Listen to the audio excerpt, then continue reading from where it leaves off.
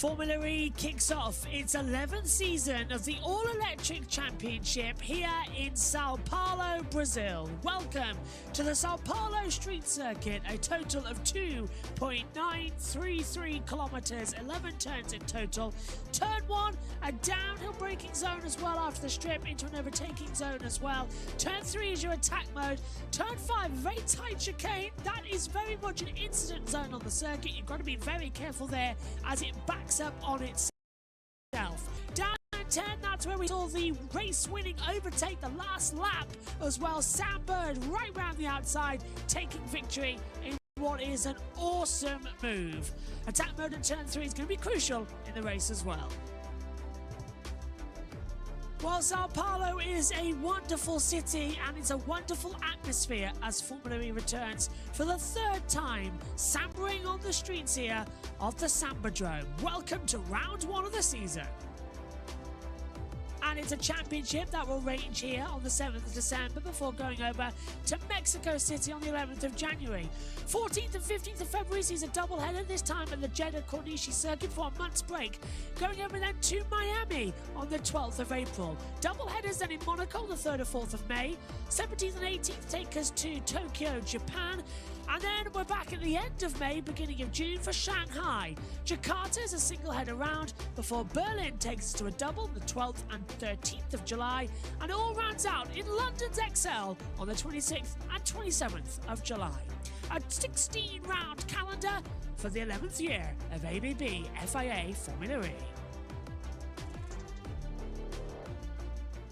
Hello everybody and welcome to Season 11 of the All-Electric ABB FIA Formula E Championship, and we are gearing up for a scorcher. We thought we'd be in for monsoon conditions, red flags galore, beautiful blue skies and boiling hot temperatures awaits us as well. And, surprisingly, it's the UK who's got the flash flooding. The commentary box on the intro is flooded. But Season 11 is about to start, 31 laps ahead of us, and alongside me is our Formula E correspondent, Ed Hunter, and our relief commentator as well, Jess Ball. Good evening to you both. Ed, all set then for another year around the world. And this year, it's mainly double headers once again, just a few singles this year. Yeah, I suppose we start off with a couple of singles, don't we, in Brazil and Mexico. So certainly a great place to start this season, I think. Certainly one I'm happy to watch. Love the Sambadrome track. It's created some great races. Brilliant part of the world, brilliant fans. Great to see it. During qualifying in the morning, it looked very empty, but that was like 9:45 in the morning, so most people are still getting up, I guess, but so it looks like the crowd are coming now for the race, which is what tends to happen at Formula E events, to be in all fairness. And an interesting grid, certainly a very familiar name at the front for those who are watching last season, because he seemed to get a lot of poles under his belt, including the championship at the end of it as well. But certainly, if you're a Jaguar fan, it's a very different picture indeed to previous years, because they've got a lot of work to do here. And the noise in the background from the fan generators as well coming through. Jess, you led our coverage in qualifying, a fantastic battle. Verline and Roland the front row in the final. But we had 1,000th of a second separating the drivers. Gen3 Evo about to kick off. When we go into attack mode, 4-wheel drive available as well. Over 350 kilowatts of power maximum output. It really is getting to a stage where these cars are getting quicker than ever. And of course, you were both trackside in London. You've seen what these new Gen 3 cars can do. Yeah, I mean, it's about 2-3 seconds quicker than what it was last year as well. Well, not last year, beginning of this year in Sao Paulo. It is a huge difference. You got to be so committed in these Gen 3 Evo cars around here. So I think it's going to be Peloton-style racing. And I need to quickly choose my pick a winner. Very, very quickly. I need to find a grid network. But I'm going to go. I know Joe's listening, but I'm going to go with Jake Dennis. Okay. Lots of people went for Jake. Joe, I think, went for Da Costa in 5th, interestingly. I was sort of split. Yeah. Go on, Josh. I think Pascal Verline would be my choice. Okay, the pole sitter. That's quite a bold call for Sao Paulo, because the pole sitter doesn't usually don't think they have so far in the 2 we've had so far. We'll find Verline, out. I think, came like 5th or 4th last season. Here it comes then. It's the first race of a brand new season. Gen3 Evo. Welcome to the 1 second era. Here in Brazil. Let's race.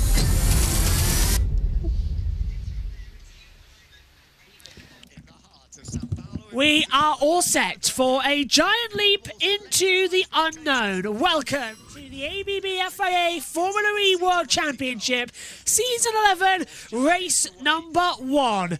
This is the first race of a new Evo car. Evolution is the name of the game, but will it be a revolution at the front? We're all set to go for what is going to be a very, very tasty championship. I'm Joshua Birch, alongside me is Ed Hunter and Jess Ball. Ed's getting ready to take us through the grid as we take a look around the wonderful Sao Paulo city. It's the most populated city in all of the Americas, and turn 1 here is a prime overtaking opportunity as well. Like we saw last year, Da Costa and Verline sniping up the inside with Bird and Cassidy. Turn 3 is where you're going to see your attack mode, then the run down towards the 4, 5 and 6 chicane. It used to be the opening corners of the old Formula IndyCar circuit when we ran here in kart and IndyCar days. Now Formula E use it at the back half of their circuit. Down to turn 7 and 8, a double right that loops you back around onto the XL site.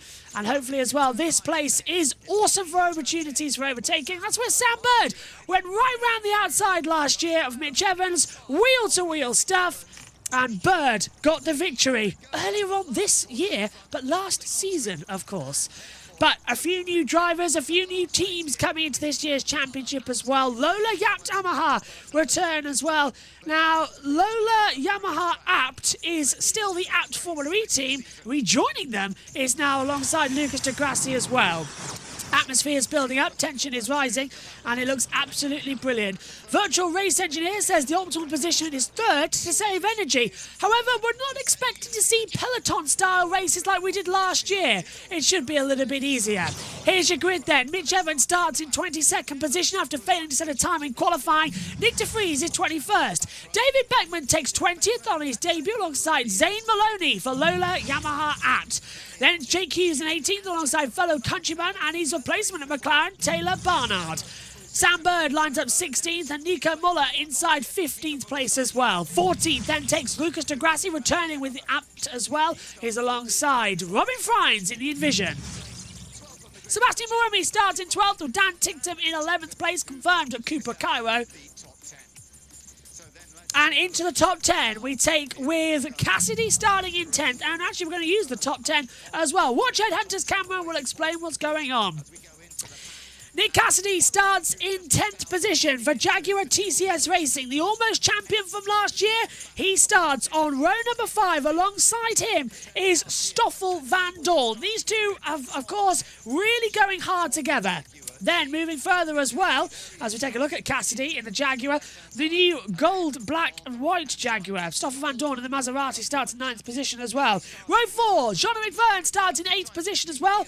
So close to the dual finals for him, but not so far enough. Mortara starts alongside him in P7. Third row of the grid, Norman Nato starts 6th. And Antonio Felix da Costa starts in 5th position as well. What can he do in the Porsche? His teammate starts on pole. Porsche looks strong here. It was, of course, Verline who won the race exhibition test back at Harama. Maximilian Gunther starts row 2 in 4th position. He's alongside Jake Dennis, who starts in 3rd. Front row, though, is between as well. It's Oliver Rowland, who was alongside in the final, but Pascal Verline, the champion from Season 10, already starts on pole and has 3 points on the board for that position as well. Everyone now following him to stop him from getting the 28 maximum as well. Ed Hunter and Jess Ball alongside me in the commentary box as Ed will get set back. Jess, they're lining up on the main grid. What are you expecting in this race today? 31 laps ahead of us. With how close qualifying was, I am expecting a really close race. Anything can happen. There's a few people out of position, like Mitch Evans, like Nick Cassidy. We'll see how they climb up through the field. And, of course, Jake Dennis starting at a position not to be expected because we thought he was going to get pole position. So, very close racing as we're about to get underway. Ed, very quickly from you, what are you expecting down to turn 1? Oh, I need a better way of doing that grid. Chaos. Somebody's going to hit somebody else. I think Cassie's going to avoid all the chaos and come through the field. Here we go then. Time to kickstart season 11. 16 rounds across the championship. 10 different countries as well. We've got 80% of the race at 24 laps in case we need a red flag. 31 laps ahead of us. We can have a maximum of 5 added laps to this event. Energy is at 38.5 kilowatts. Regen though at 0.93. Here come the lights, but we've got a yellow flag and an aborted start to the season. Now this will not mean a formation lap. This is a delayed start procedure. Now, we saw this in the exhibition race at Harama. Zane Maloney stalled on the grid and the Lola had to be wheeled back into the garage. And it took a long time there, Ed, to get going because they had to bring the track out. Here, however, there's differences and it looks like it's what? Is that Sebastian Buemi or is it a Lola? I can't see, but the race start procedure aborted and we haven't seen this in a couple of years. The last time we saw it this bad was back in Putrajaya. Yeah, a little bit tricky to call. I think it was Sarazan on that occasion that hit triple in a Putrajaya Season 2. That shows you how long I've been watching. And myself. Yeah, they seem to show a few shots of the Envisions in 12th and 13th. Buemi leading Friends, and then it's Dan Ticktum in the Cooper in front of them. Well, there's no radio there, but it looks like it's Robin Friends who stalled on the grid.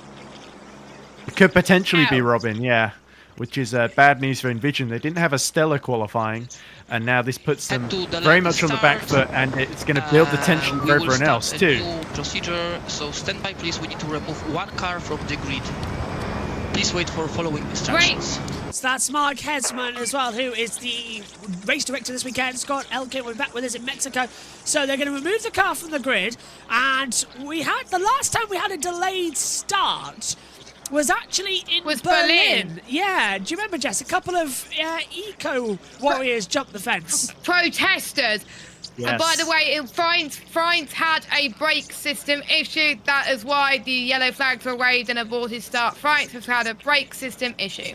And they are removing That's another Jaguar car that's got rear brake issues. That's exactly what happened to Evans in qualifying as well. So that's really, really bad. And it continues Robin Friends' horrible run of bad luck during season openers, isn't it? Yeah. Mexico, of course, a couple of years ago. Not sure we're going to hear what Robin's got to say.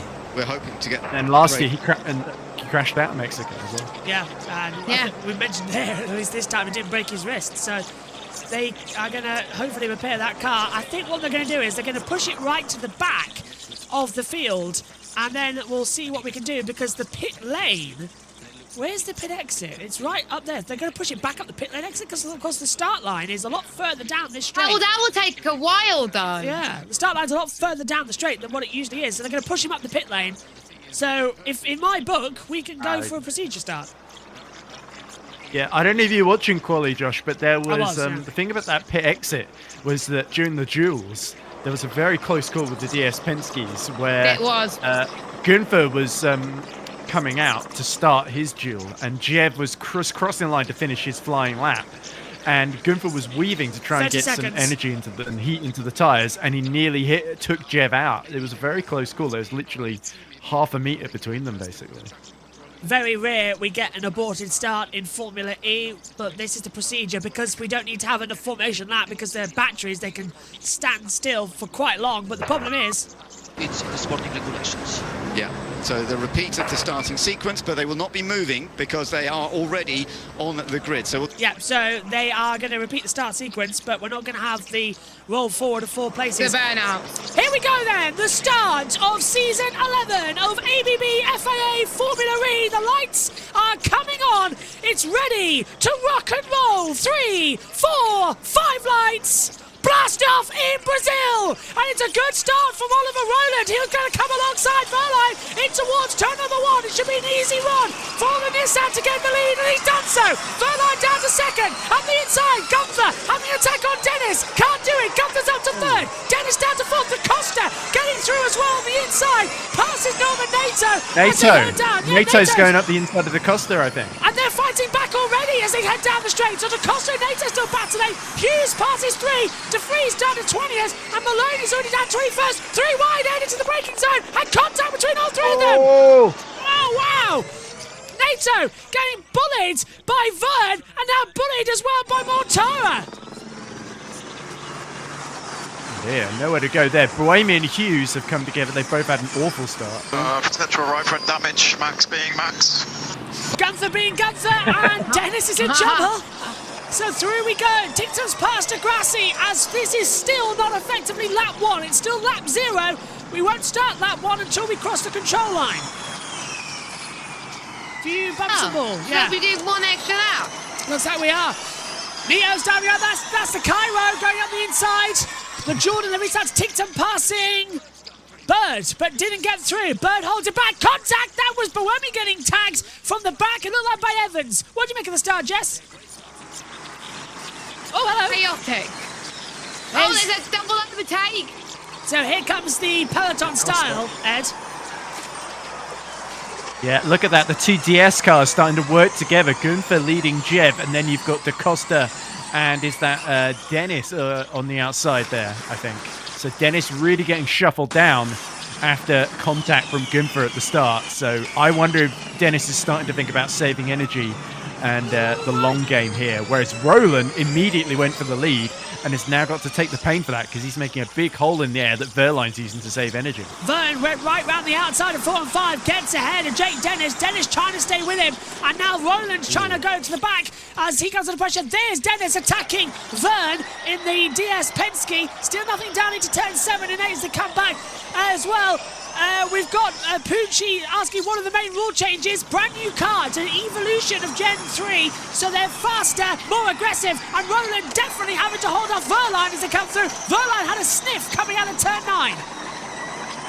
And they've got four-wheel drive as well whenever they go into attack mode, and you would have seen it at the start off the line there, just up until they got into the first corner effectively. So as we see, Roland, Verline's getting very, very close to him, which is probably not what he wants to do at this phase. Yeah, it's Verline up to second. Verline's to second, Gunther's third, but there's all sort of calamities further back as they swing Da Costa round. gains another place. Yeah, Da Costa goes through on John-Eric Vern. Vern's going to be vulnerable as well to Jake Dennis if he's not careful at the exit as they head down to turns 4, 5 and 6. Watch now as Mortara starts to close up, and that's Bird making a move on Van Dorn around the outside into the braking zone for turn 4, 5 and 6. Oh, and Vern nearly rubbing wheels, and they're all stopping at turn 6.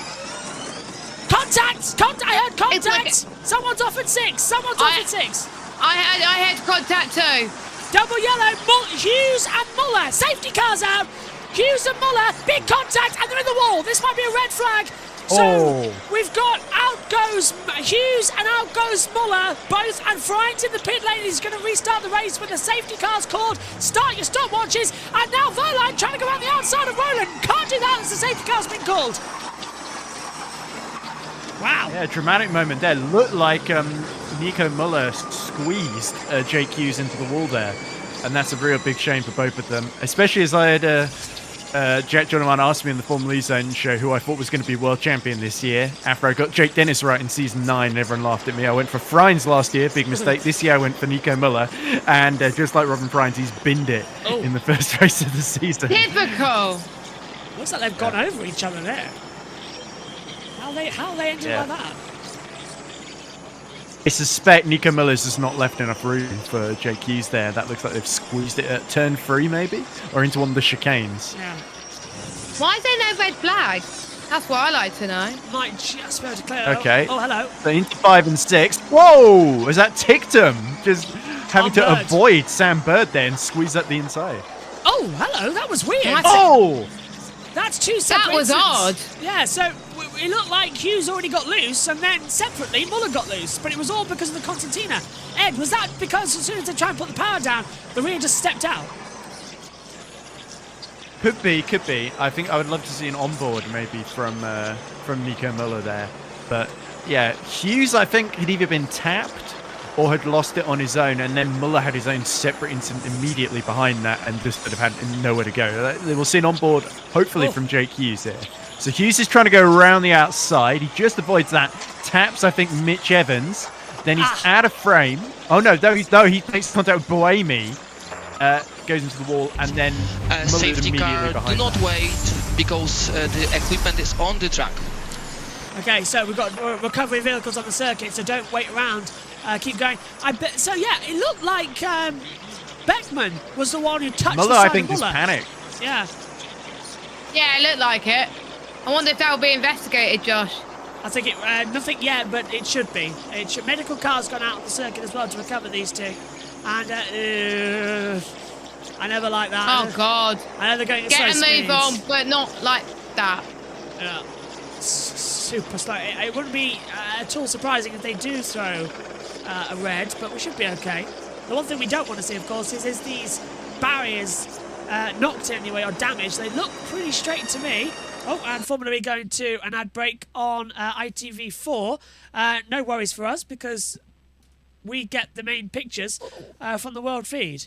And anybody knows what's happening there? Oh, just that to come through. So, Scrap that. It says the specified key does not exist in the media centre.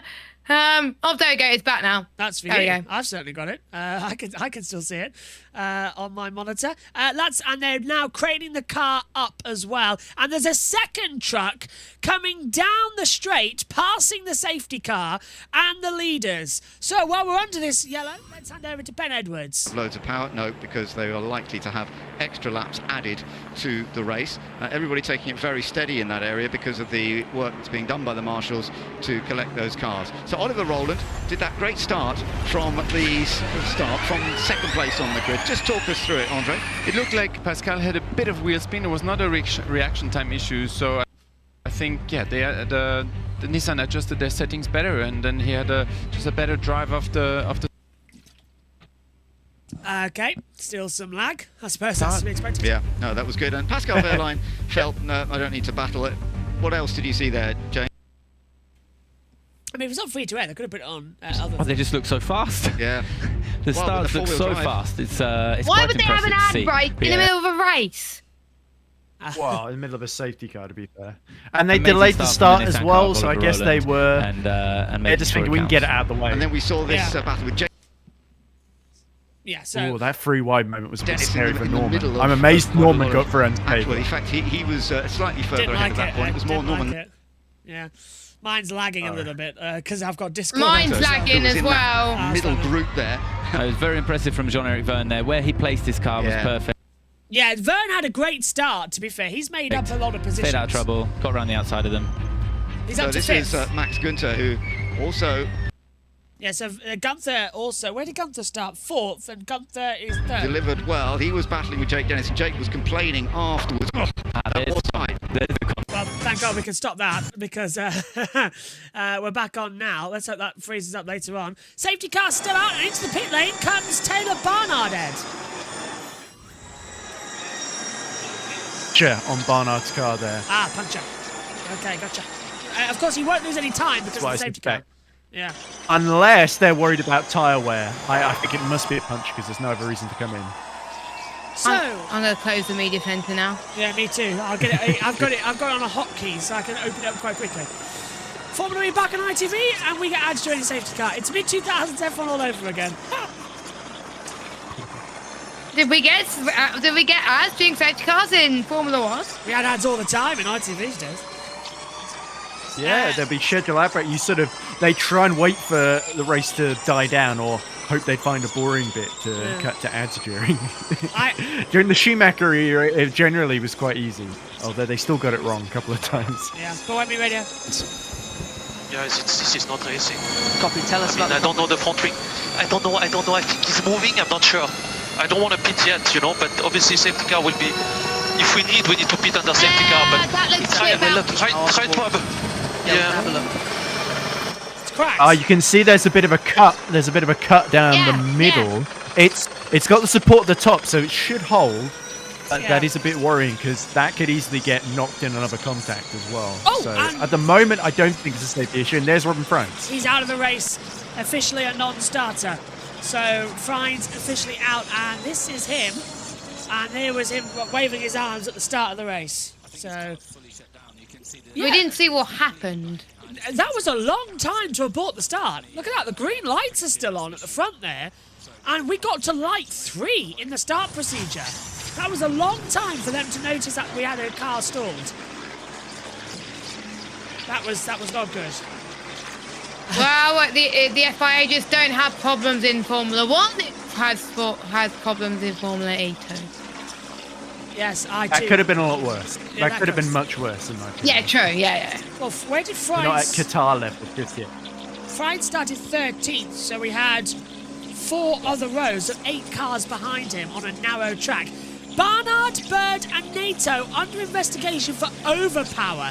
Now, we had a number of penalties in the race for that, so in the practice sessions for that, and now let's have a look at Evans.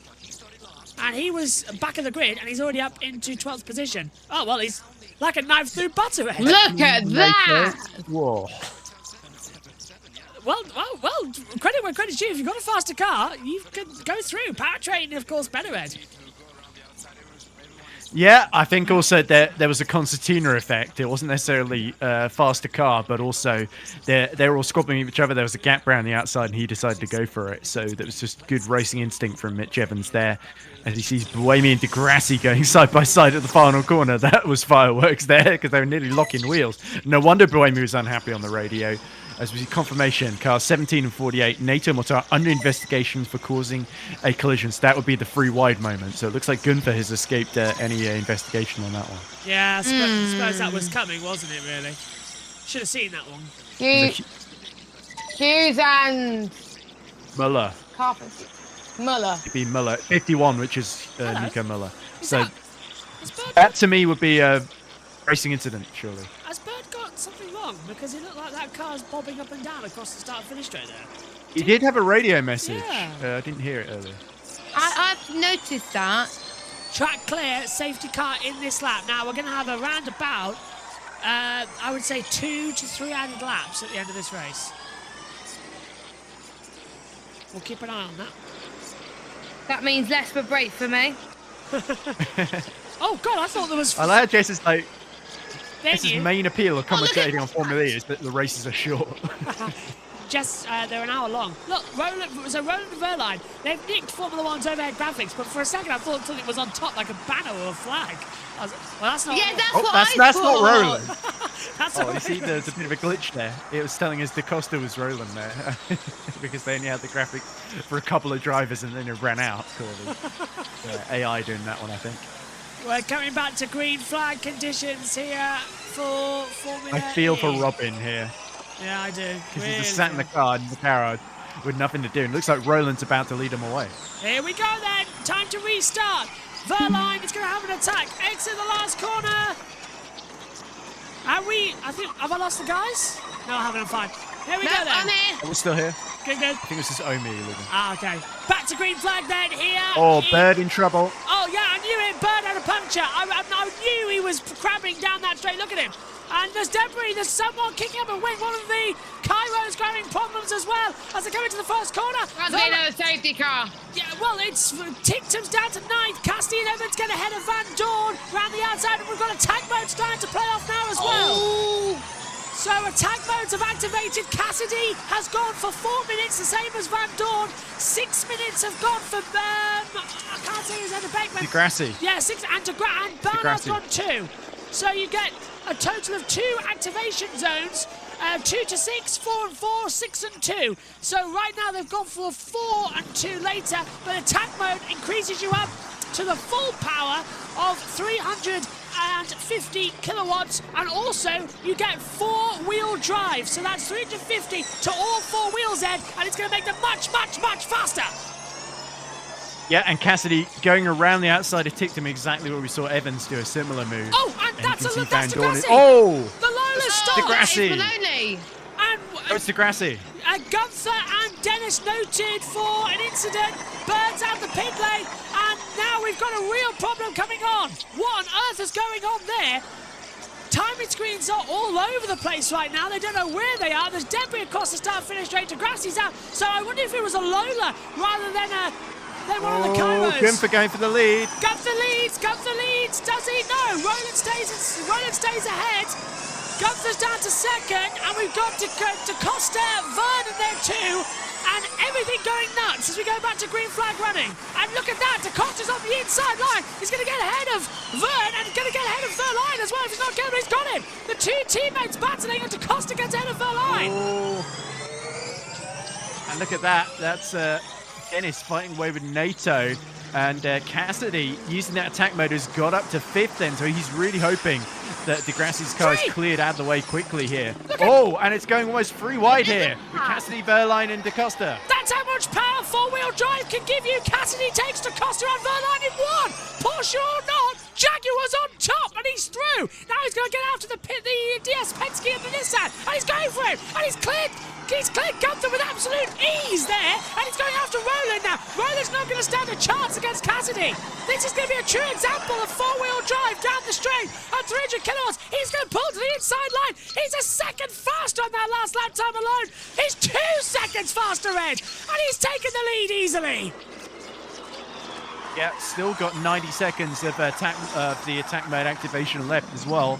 So Cassidy doing exactly what he needed to do from 10th on the grid then. He was my pick to win, but there's still lots of other attack modes to come, and here come a few of them. That looks like that's Zay Maloney, David Beckman, Dan Tichter, Mortara, all going into attack mode there. And that's put Verline down because Van Dorn's got past him as well. And there's the debris, the exit. Bird's now in 18th and he's 33 seconds down. Lap times to lead for track limits and more time. Tichter passes Boemi. Who's missed Formula E? Van. I did. Boemi's got certainly looking forward to it. Yeah. Yeah, by the way, guys, look, the front wing on Boemi, it's now got even worse. It's properly snapped off now. Oh, look at that. That's Van Dorn. Oh, look at it. That's tight. Van Dorn trying to get ahead of DaCosta. DaCosta's got that line, but Van Dorn's got so much more power. And the exit. Look at that. Four-wheel drive. Yes, it's on that Top Gear challenge. Four-wheel drive or two-wheel drive.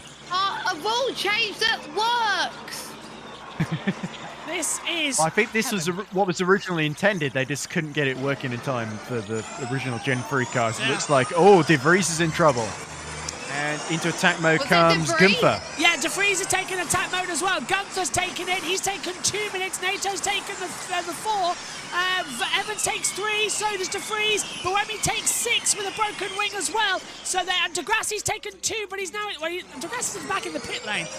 So he's just having to serve it anyway in case he comes back out. Gunther's passed DaCosta up into 4th place as they come through. Cassidy's up 9 places. And no further action for Hughes and Muller's contact on the opening lap. And Vern gets it ahead of Tichter, and Dennis stays where he is. Whew. Yeah, this is crucial for Gunther this now, because if he can catch up to Cassidy, but of course he's using a shorter deployment here as Cassidy did like 5 or 6 minutes. He's only got 2 minutes left then. And look at this. Oh, the 2 Porsches swap positions. Verline back up the inside of DaCosta. That was aggressive, and it's DaCosta nearly squeezes NATO on the entrance of the final corner there. Degrassi see what happens to Degrassi. No brakes. He just went straight on. I wonder if that's another brake issue. Yeah. And he's out of the race, so Degrassi becomes on another retirement. It's no longer pack racing in terms of peloton. This is proper pack racing with proper full speed. This is what we wanted to see. Verline and DaCosta, the 2 Porsches, now take attack mode. Filter in alongside Tichter and Beckman in the Cooper Kairos. And now down they come again. And the field spreads out once more. Vern down into 15. Insane. Yes. Oh, it's good time for proper Formula E race back and not the peloton. It still feels peloton-esque, especially the very, very early stage of that safety car. It's definitely given them a bit more margin to play with at this phase. So, yeah, you can tell as much as Cassidy was trying to get into the lead, Roland is thinking, finally, I've got someone who can burn energy in front of me and I can save energy in their slipstream, as it looks like, Van Dorn has run out of attack mode and now he's looking a bit vulnerable because Dennis has just picked him up with his attack mode. Jaguar making a move on the inside. Evans gets through. So he's nipped Van Dorn, and now Van Dorn's going to sink like a stone with Verline and DaCosta dwelling behind him. They've taken 2 places as well. Hulkenberg in the Formula 1's been given a 3-place grid penalty, just to let you know, for that pit lane infringement. Yep, so we'll carry on that later. 21 laps to go. And an idiot. Beckman's under pressure. Not NATO. NATO up the 2nd, past Roland. And Roland's dropping down. Is he going to take attack mode yet? No. And contact. Gunther touching the back of Dennis, who's made it out to 4th. And that's Remy. And Cassidy's going to... NATO's got it. Remy. NATO leads. NATO's got the lead away from Cassidy with the last 10 seconds of his attack mode. Oh, that was Beautiful. fortunate. Oh, And in fact, we see drive-through penalty. Barnard. Nato. Barnard. Yeah. It's number... oh, that's Bird. Yeah. I'm trying to figure out who number 8 was. Barnard, Bird and Nato drives through penalty for overpower. So Nato takes the lead. Both because of that win. McLarens. Yeah. Rip. Degrassi out, both McLaren struggling. They couldn't get any better for me. Let's have a look at Cassidy. And Nato's in the... What? According to my timing screen, Nato's just dived into the pit lane. Serve a penalty for yes. overuse. Yeah, that was what we just saw on screen. Sorry. So this is Yeah, Cassidy were you making the listening, triple move. Josh? Well, That literally just happened and he forgot about it. Yes. Well, I was writing it down. That means that Nato led a lap, but doesn't officially lead a lap. It's confusing. That puts it back to Cassidy for lap 12. Cassidy is probably hoping he could save energy behind Nato. This is probably wrecked his strategy now as he runs over what looks like a little paper bag. How could he overpower? What is it putting too much battery in there? It might have been under the safety car. Yeah, there's a certain if it spikes above 350 kilowatts or 300 if you're not in attack mode. And there we go. Around the outside goes Dennis up to second, past Oliver Rowland. So yeah, it's all going to swap over now. Cassidy leads, Dennis second, Rowland third. Rowland's yet to take any attack mode in this race. And look, even without the four-wheel drive, Evans is going to pull to the outside line with a faster car. Dennis lifts off. And we've got Rowland trying to squeeze him and does keep ahead into turns 7 and 8. Look like Dennis is almost backing Evans up. He doesn't want that Jaguar right behind him in this early stage of the race. Oh, Evans started at the very, very back of the grid as well, so this shows you just how well he's used his attack mode to get up into the top 4. My track map fell off the television there. Well done. What was he doing on the TV? I blue tacked them to the TV monitor so it's directly below me. Ooh. Amy fighting with Van Dorn there. That's Rowland! Rowland's leading! Rowland leads, Cassidy's backed off to second. So Rowland leads for the first time since lap 7. Yeah, you can tell Cassidy 65% of energy. He's a percent down on Rowland. And against someone like DaCosta, he's 2% down as well. Evans also not looking too great on the similar percentage to Cassidy. Now, just a reminder, we will have the attack charge this season, but only a double header races in the second race. Just to make it confusing. Yeah. So like Jeddah, Berlin... And the second half of the season, yeah. Yeah, London's one of them as well. Yeah. Let's have a look then. His moves going further back. Oh, I want to be there for the second race next time, Josh. I'm hoping I'm going to be there as well. Who's gonna be controlling the stream if that's the case then? Megan. She's gonna have a busy weekend. Look at Buemi. He's using the attack mode, making some moves, but the wing is not looking too happy. It's bumping around, dragging on the floor all over the place. Did you notice that bumper to bumper? Yeah, did you notice that bump at the last corner? Is that what's causing the overpower, do you think? Could be. Yeah. It could also just be... Often it just comes down to bad luck, really. There's nothing you can really do about that. If you hit a curb at the wrong angle, use the throttle at the wrong time, it can just happen to you. As we see Buemi, up the inside of Gunther then, just as his attack mode runs out. Vern's going to get him as well, but he's still got 10 seconds left, so Vern swings through. Well, this race is calming. Yeah, race calming down now as we get to half distance. Oh, it's a mess down there. Lola trying to go on the outside. That's Maloney. Splits up Verline. Yeah, all right, Maloney. Go on. Not bad for his first ever Formula E race to split the Porsche. He's got points. Yeah, at the moment, but Porsche I think has still got another attack mode to go. They've been not really. This hasn't worked out though. This has worked out really well for Jaguar and quite badly for Porsche. It's almost like Jaguar's efficiency is really helping them here. The boy from Barbados is doing good. Maloney's going to go in as well. De Vries has it. So our attack modes are just catching up with themselves on our TV monitors up here as well. I don't even know who's going. Now it says Rowland's going to attack mode for 2 minutes. We'll see if that's true when we get through at the exit. I think it is because he's got a gap now to Cassidy. Yeah. He won't lose the lead. Yes, he has. Rowland takes it as well for the first time today. Does he get it? Oh, we just got our first centre, but we'll lose out to Cassidy. But with the overdrive and four-wheel drive, breezes back through. Oh, perfect for Nissan. Nice.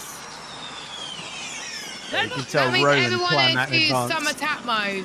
But we've got Verline and Mortara using their last lot of attack mode. 6 minutes, Josh. Yep, so, and DeFreeze on the 3 as well. Go on, Ed.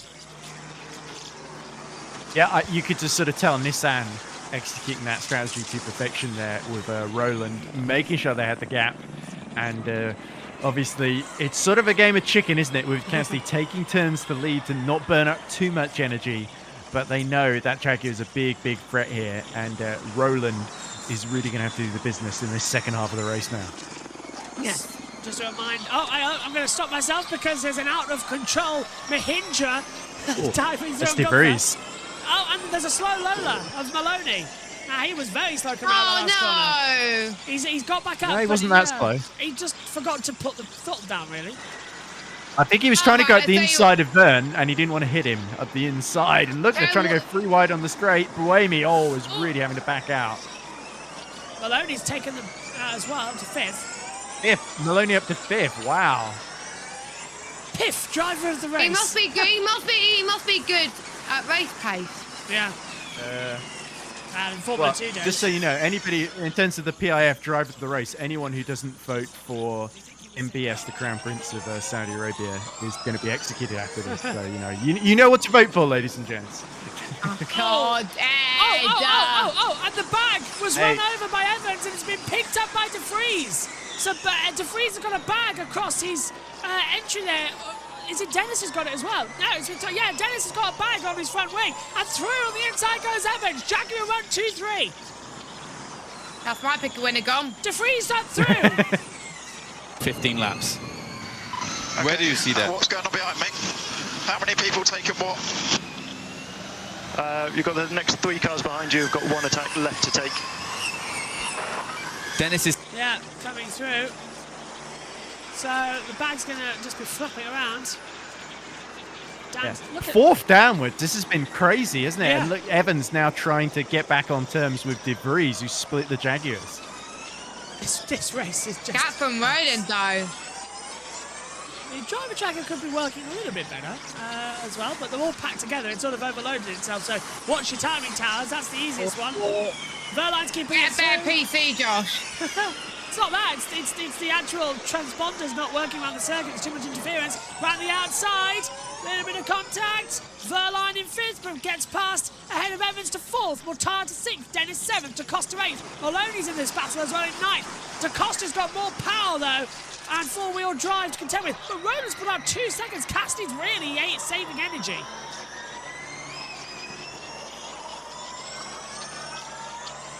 Good race so far. I'm enjoying this one. I've missed it.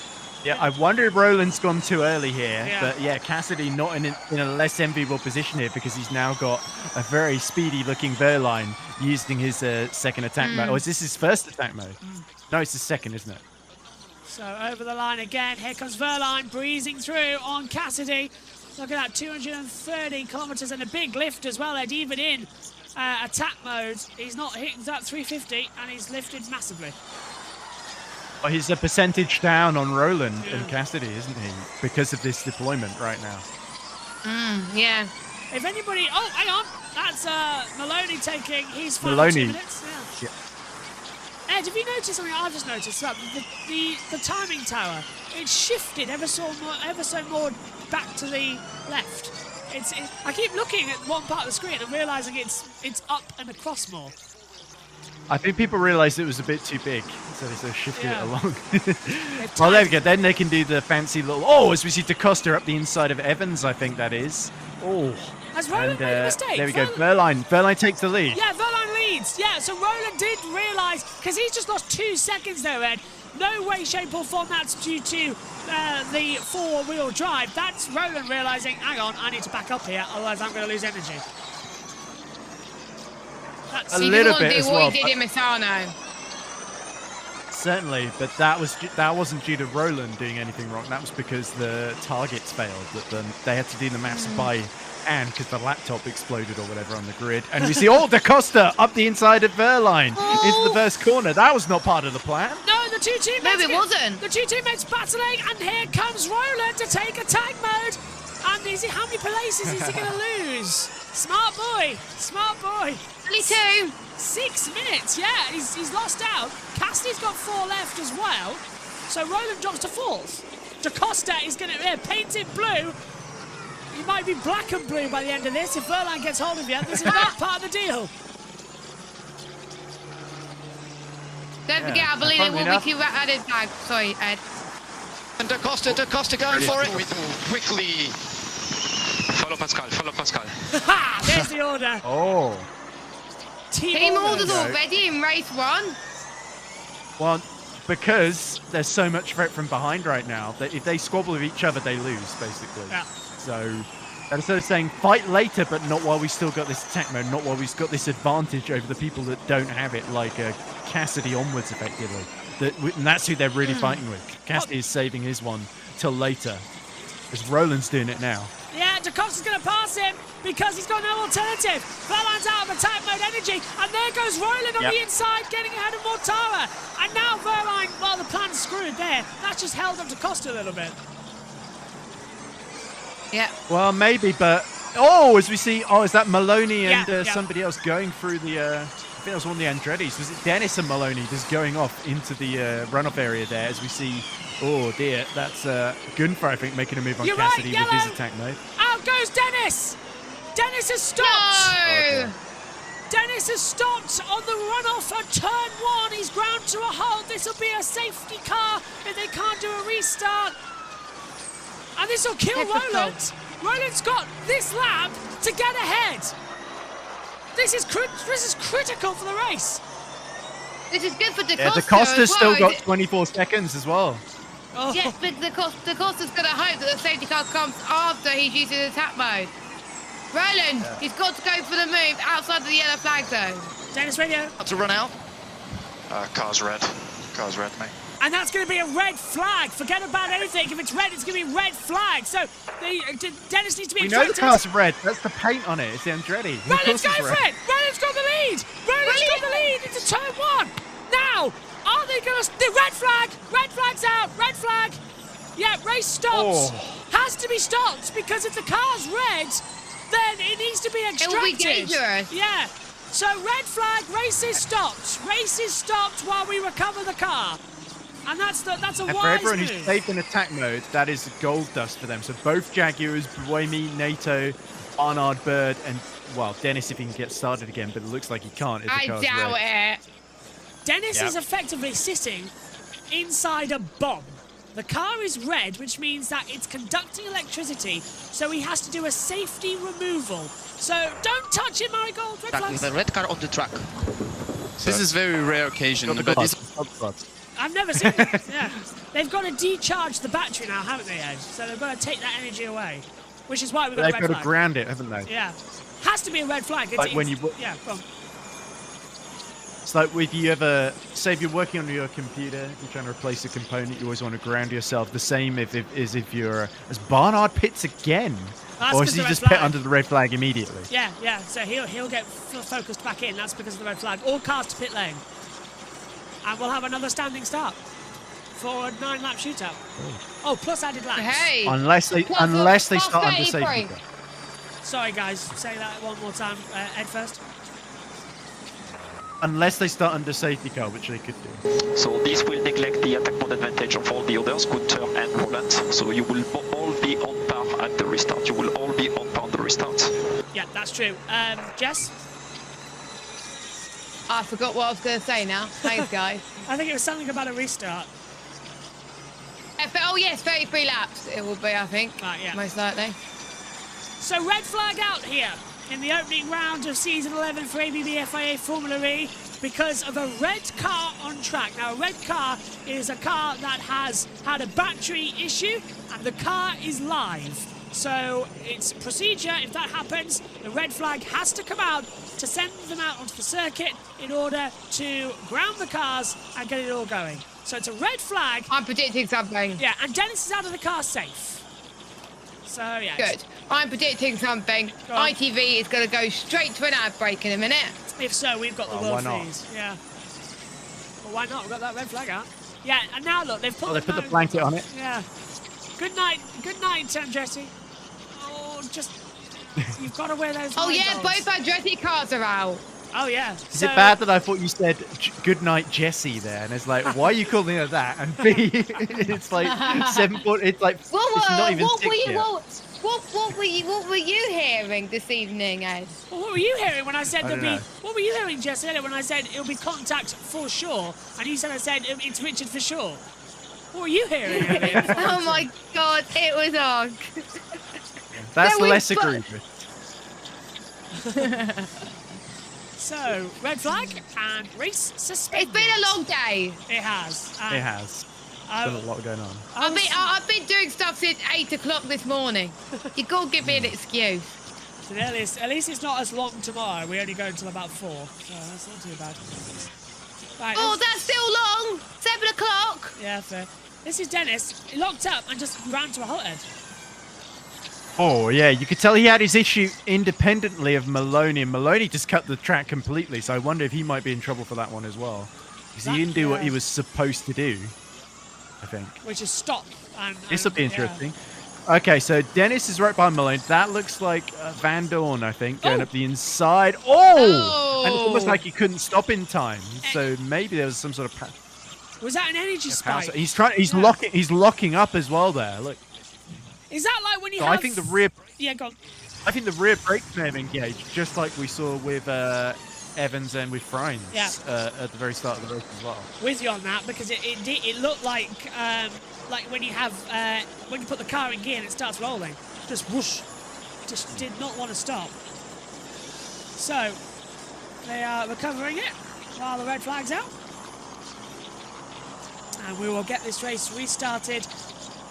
Presumably it's not raining, so the rules dictate a standing restart as well.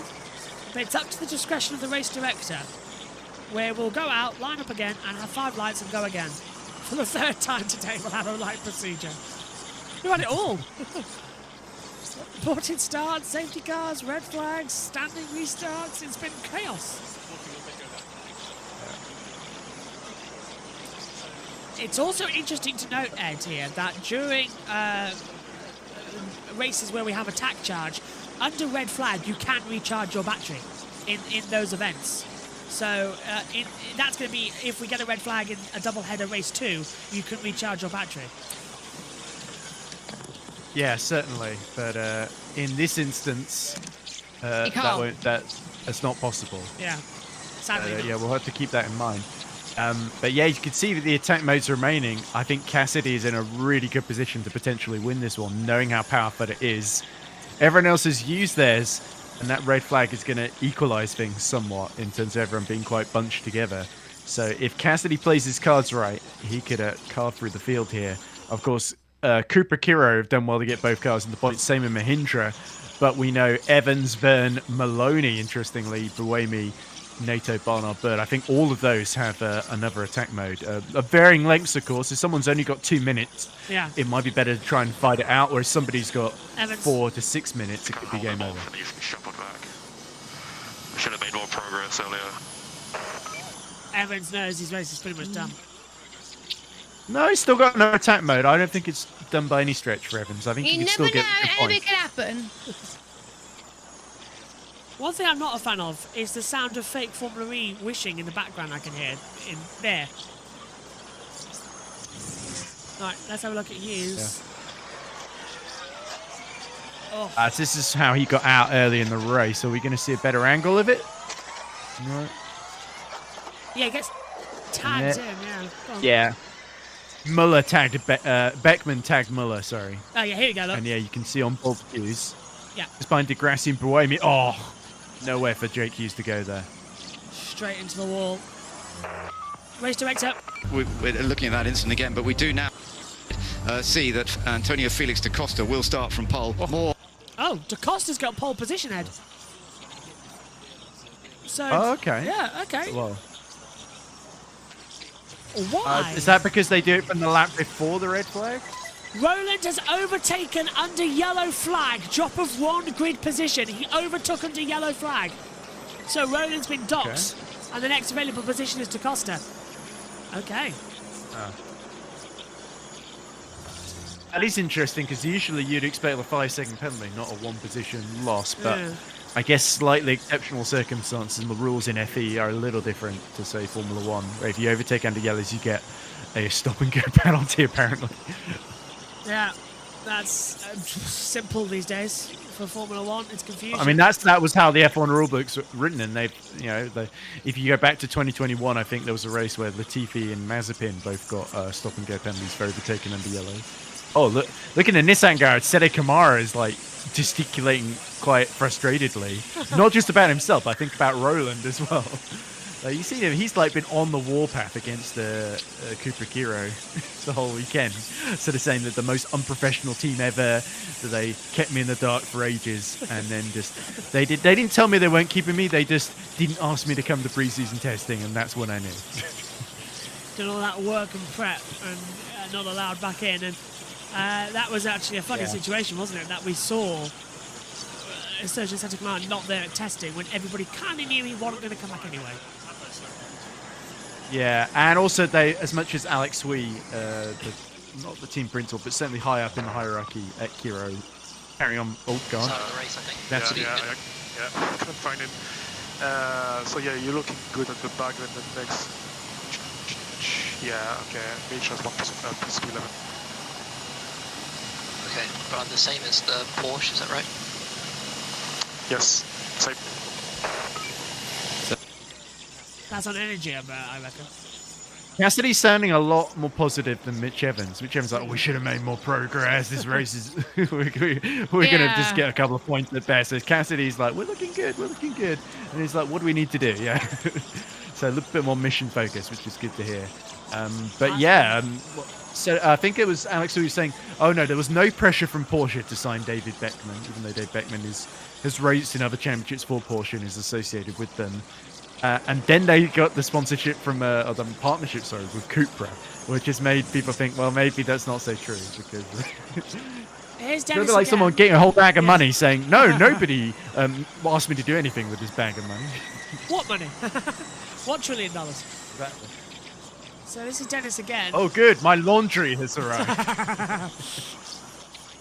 He was lucky not to cause a huge pile up there. Oh, that was nearly a, remember when Dan Tickton almost did that to Jake Dennis himself here a couple of years ago? He almost did that to, I think it was Van Dorn there. Really rare to have a red car. It's actually in the rule book on the timetable, red car test. In every race we go here. And as soon as I heard it, I knew it would be a red flag because it's a whole procedure. Got to feel a bit for the race director guy who's been subbing in for Scott Elkins, because this is like, well, this probably won't happen, but he's like, oh my God, it's happening. Everything is happening. It's still an energy race, so it's still possible to overtake. So we need to be efficient, recover a bit of energy. As I said, attack mode at the moment is not so much of a concern other than for Cassidy, so he will be the one to watch out. And we've got a black and white flag for Van Dorn for contact between cars. Has now flashed up on our monitors. Which contact? We need to be more specific. Which contact? Which cars? That message was interesting because that to me suggests Porsche are thinking we can use one of our cars, probably Verline, to hold off Cassidy, so that even if Cassidy gets through, he'll waste a bit of his time in attack mode trying to overtake Verline. The Jags are a bit lucky. How many minutes left of attack they have? Cass 4 minutes, Evans 4 minutes, and yes, you are right. They got lucky.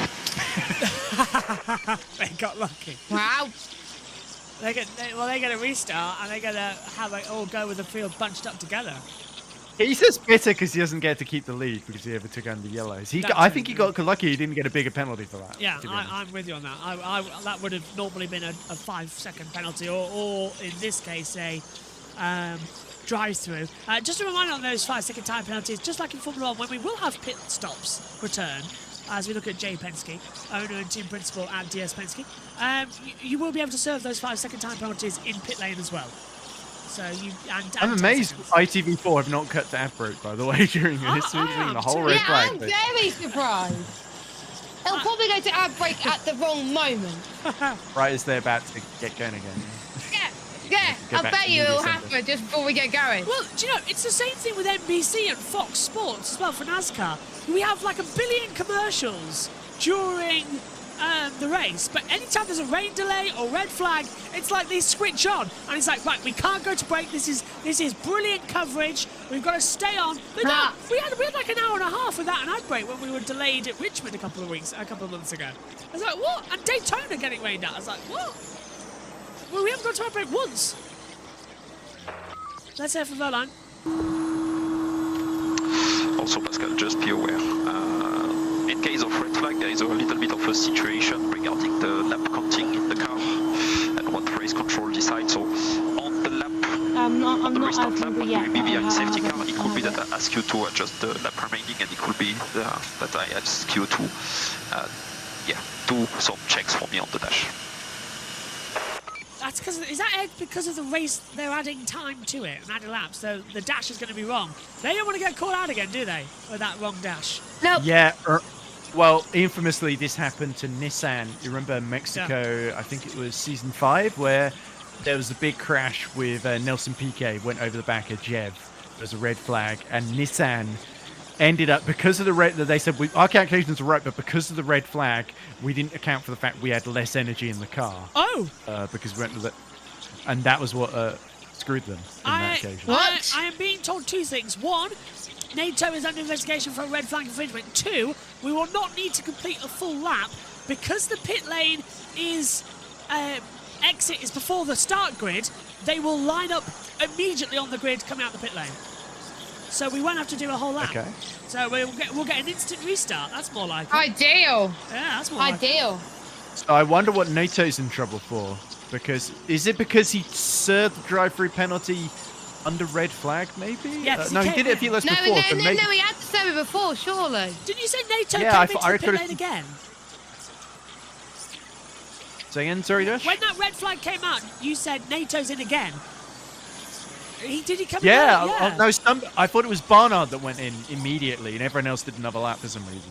I don't know why that's flashed up. We'll see what the decision is, but he's red flag infringement. Yeah, Norman NATO, the stewards don't like him, or his car at least, because it was like the power overuse, which you couldn't really done much about. And now you didn't follow the red flag procedure correctly. So the only thing I can think of is either he went into the pits at the wrong time, he overtook someone as or just after the red flag was called, or he was told to do something and he just didn't do it, or didn't do it in the right way. Or has someone touched the car? Has someone done something to the car under red flag and it's a breach? Oh, because effectively the race is neutralised, so you've got to hold off with what you're doing on that front. Yeah, I don't know why they keep advertising PIF driver of the race, because I've been looking at those graphics they do on Facebook, and it just seems to be the driver that PIF thinks is the driver of the race. There's no vote. There's no anything to do with the public. It's a typical Saudi dictatorship, it seems. What's the point? Just like the FIA? Well, so that PIF can feel like they're getting their money's worth, apparently, because they're investing a lot in this, apparently. So that at least their logo, not that it doesn't pop up every half a second on the stream, because it's on every corner of this track, pretty much, a billion times. Let me see. I'll look it up. Oh god. That's depressing. But I look at PIF driver of the race, and the first thing first 2 things that pop up are it looks like an interview with Jamie Chadwick, an interview with Billy Monger done by the PIF News Network, which is depressing. So I guess I can tell where they're both getting their money from. And not that I'm judging. People have got to do what they've got to do to survive. But yeah. Anyway, there's the move of DaCosta overtaking Roland. So this is a long while ago, early in the race, and this is when he tried to do the double move, wasn't it, on Verline? And then Verline was just had already done his braking, and then decided to release the brakes just a little bit to make sure he stayed ahead there. So yeah, DaCosta, I don't think was too impressed by that. I thought we were going for a second. I was like, oh, hello. Yeah, there it is. Yellow flag. Roland overtaking under yellow flag. There's it confirmed. So that's why DaCosta's down. It was a bit. I could have sworn he got it done before they reached that. Yeah, what point is that track is deemed yellow, I presume? I think it's the light panel. But that's the It seems to me after the reaction to Norris, last week in Qatar. They just Or sort of just did one for you to know, we have received 0 warning for track limits. No warning for track limits. Good news, but Ollie Rowland's still going to be in. I don't get that.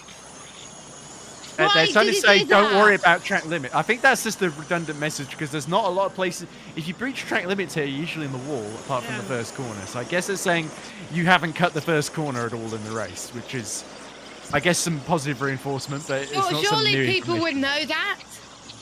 Just to remind you, it'll be a 10-minute warning when we get the notice for a restart. We haven't had that yet, so this red car test is taking a while. Oh, I think the two teams that have been saved by this red flag are potentially Jaguar and potentially McLaren as well, because they've got, I think, 4 to 6 minutes for both drivers, haven't they? Yeah. Left available. I was hoping to have a nap now. Because it went I'm to amazed now, wasn't it? Oh, let's go down to the pit lane. The season, but I don't think anyone could have predicted this, that's for sure. I want to touch upon how Jaguar are doing actually at the moment, because they've really used attack mode to their advantage, properly moving up the field. And now they're going to go back out in P6 and P10, given the fact that Mitch was right down at the back of the grid at the start of this race. This is a real opportunity for them, Katie. Yeah, and Mitch, I think at the beginning was thinking he wouldn't move up that quickly. So I think that they know as well that the luck is on their, not luck, but they have the upper hand going out into the final laps of this race now. And we know that the other teams are nervous about it. I think those messages between the team engineers and the drivers are really telling. They've had a bit of time here to sit and think about it, though. I think a lot of the engineers are going to be looking at each other and thinking, what just happened and how do we learn from that and try and control the last 10 laps of the race? So much to learn from this opening race, that is for sure. Let's hear from James Barclay, who is speaking to Alexa Rendell. Now we're inside the Jaguar TCS Racing Garage, joined by James Barclay. And James, it feels like a very different tone to when I spoke to you this morning, now in a pretty good position. How do you see it? Yeah, it's been a good first part of the race, but it's a long way to go yet, right? Long way to go. But the new attack mode is shakes things up quite a bit, really, as we expected it would do. So, yes, we've got some way to go. This red flag procedure is a bit of a reset for everybody. So we'll see how we get on in the second phase of the race. Well, it felt like certainly at the start you got that attack mode strategy right. Was the plan always to go early with it and see what you could do? We had some potential strategies up our hand, and it was a case of deciding which way we went. So I won't give everything away, but it worked really, really well. Thank you, James. Best of luck for the rest of the race. It's just amazing how quickly things can change in the world of motorsport. So Jaguar have a potential opportunity going forward. Massive commiserations for Andretti, though. There was so much opportunity. The pace that we saw from them in qualifying, things were looking really exciting for Jake Dennis there and for Nico Müller as well, his first race with the Andretti team. But, well, let's talk about the crash, first of all, with Nico Müller that took him out. I know. I think it was such an unfortunate incident there. It wasn't really anyone's fault. It wasn't, you know, both drivers that were involved as well. Obviously, not just Nico was taken out in that incident. And I think the same for Jake, you know, no fault of his own, and yet both cars have retired for Andretti. The hard thing, I think, is the beginning of the championship has such a weight on your energy and the team's morale, and it really sets the tone for the rest of the year. So it's really horrible, I think, for them to start, and I do feel for them, because I'm sure that atmosphere in the garage right now is a tough one.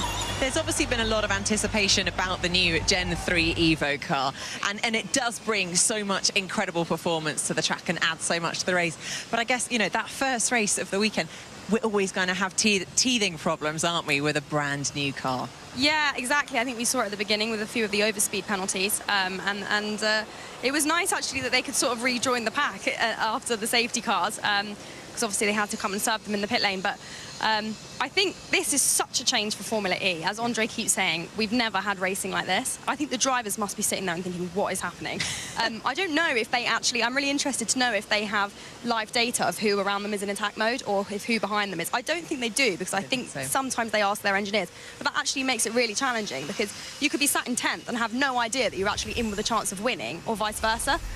So it's quite confusing, I think, for them to get their heads around. Suddenly communication back to the engineer is going to be more crucial than ever before. We mentioned about Jake Dennis. Obviously, we saw him looking hugely disappointed when he had to get out of the car. He is now speaking to Alexa Rendell. Yeah, I'm with Jake Dennis. And Jake, firstly, are you doing all right? And secondly, can you just talk us through what happened there? Yeah, I'm just glad I didn't take anyone else out of the race. I don't think I did. I tried my best to avoid the cars in front of me while having no brakes. So that wasn't fun. And then, yeah, just a failure. We're not too sure what it is yet, but yeah, pretty disappointing. We were like up on energy to, I think, every single car. We still had 4 minutes attack mode to take, and you guys can clearly see how potent that is. So we were looking really good for a top 3. Yeah, the boys deserve better today. They gave me a good car all weekend. We haven't been outside the top 3, and we really deserve the podium. So, yeah, we're back, we're fast, and yeah, we'll come back for Mexico. Actually, I want to bounce off that because you said tough weekend for the team. Where are kind of the problems that you can work on from here? Is it the car, or is it just these little minor things that you need to tweak going into the next round? Yeah, we just need to stop braking. We don't really know what the issue is right now, but we had an issue in Harama with a battery failure, and then here something else has failed. We're not too sure what it is yet, so yeah, we just need to see what the issue is, because yeah, as soon as we fix the reliability issues, then we'll be right on the top step. I do just want to ask you, how potent has that attack mode been? What's it like out there trying to navigate through the traffic when you're in the attack mode? It's chaos. You know, you're really trying to keep cars behind, but you have to be realistic, and if they've still got like 1 or 2 minutes left, you really can't keep them behind. So it's a powerful tool, but it's great to see. So yeah, from our side, for the drivers, I think we all enjoy it, and it's good fun out there. Thank you, Jake. Appreciate your time. It looks like a lot of fun out there indeed. Now you can see the cars are about to go back on track, so racing will be restarted in a few moments' time.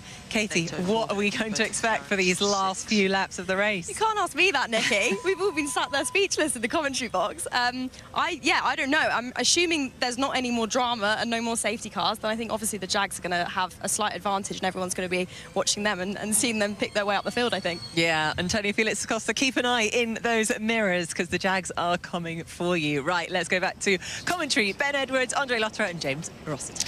So we're getting ready to see the cars come back out on track behind the safety car, and then we will get a call as to whether they will do a standing start or whether they will do a rolling start. That will come up in just a few moments' time to make that decision. But yes, it's going to be a very interesting, and particularly for Nick Cassidy, who you are looking on board with, who will be starting from 6th place, who will have attack mode, a decent amount of attack mode to use.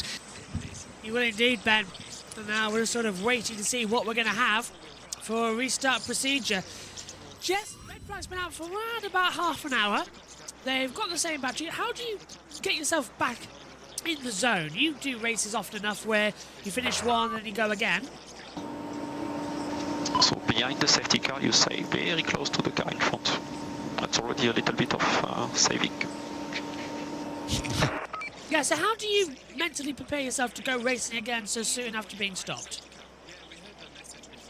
Well, it's quite difficult because sometimes red flags on the F1 game is like a few minutes, but sometimes I just like to forget everything that's happened and just focus on the remainder of the race. Maybe I like to listen to music sometimes. I like to see where I can make the most opportunities. I like to be very open with my mindset, because if I'm not open, then I'm not going to have a good result. So I usually listen to music to keep me off of what just happened.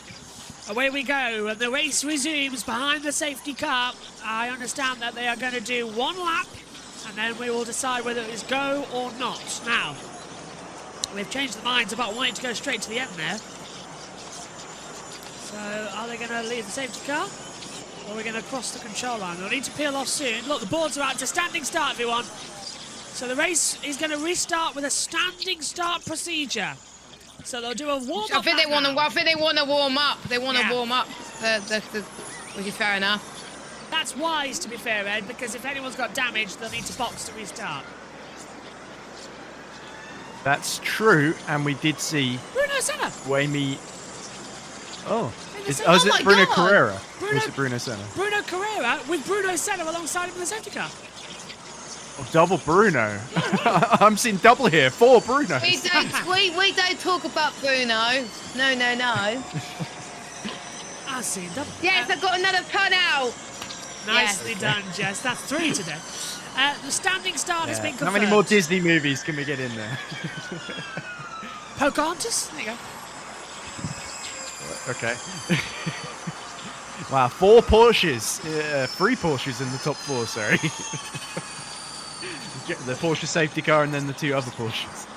Well, we are in the jungle. Do we have a George here? No, that's a shame.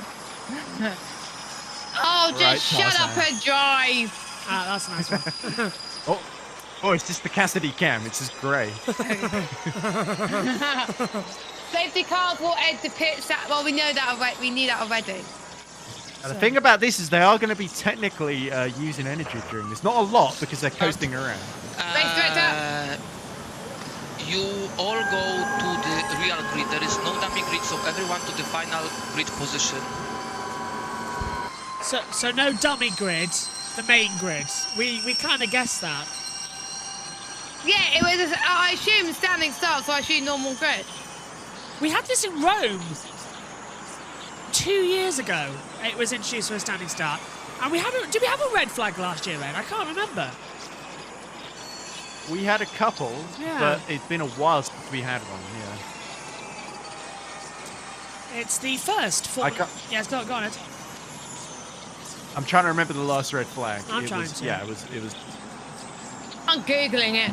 Yeah, that might work. Part of me is thinking it might have been London at the end of the previous season, at the end of 2023. Yeah. I can't think of any last year where we were like. I'm just trying to think. No, I don't want Formula 1 races. I want Formula E races.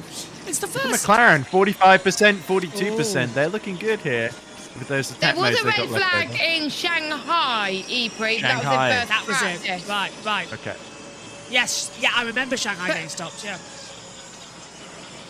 Yeah, but I think that was it. There was a few more. I'm just trying to think of the more recent one, which was I remember 2023 London EPrix became the first event in Formula E history to have 2 red flags. Right, so that was the last one. Yeah. It's the second. The top 3 drivers broke a free. Norman was trying to move on Sebastian Bowie with the 2 made contact before Sam Bird had nowhere to go. Yeah. But into the back of NATO, leaving the track completely blocked. So 14 of the 17 runners stopping on track. That was it. Yeah. By the way, Josh, what on earth is going on at the very back of this grid? Because it feels like NATO, Barnard, Bird, and Boemi keep swapping positions under safety cars. I don't think they're meant to do that. Now it's going to be 9. Seem to have found an order. Yeah. It's 9 laps plus added time. First Formula E race to be red flagged in a season opener since season 4 in Hong Kong. Right, now they're all in some form of order. Can we get this race restarted? It still says safety car though. That hasn't been removed to a green flag. Grid order. Da Costa, Roland, Verline Gunther, Mortara Cassidy, De Vries. Hang on a minute, we've got McLaren's trying to form themselves into McLaren position. still can't make up their mind. Well, this is a... Because there was gaps in front of them. Yeah. I don't think he was meant to do that. Right, flashing lights still. Once again, they'll go. The second start of Is it going to be a normal 5 lights? It will be, yeah. 9 to go, plus added time. Orange lights stay. It's not flashing, Josh. No. Oh, no, it hasn't. They can't switch the amber lights off. Here we go. Amber lights have been switched off now. So we will get ready to go. The second start. The second start of the ABB FIA Formula E Season 11. All 5 lights are on now. And we go again here in Brazil. Roland gets a good start. Acosta was lucky, doesn't get going down towards turn 1. It's a good start. Roland's going to sneak through and he takes the lead. Gunther hits the bump. He secures third. Verline under pressure as well. And he's going for second. Gunther takes second away. Oh, fantastic. Acosta got mugged there. And here comes Verline. Brilliant start from Maximilian Gunther. Roland leads again. Doesn't need anything from a red flag to stop him, Ed.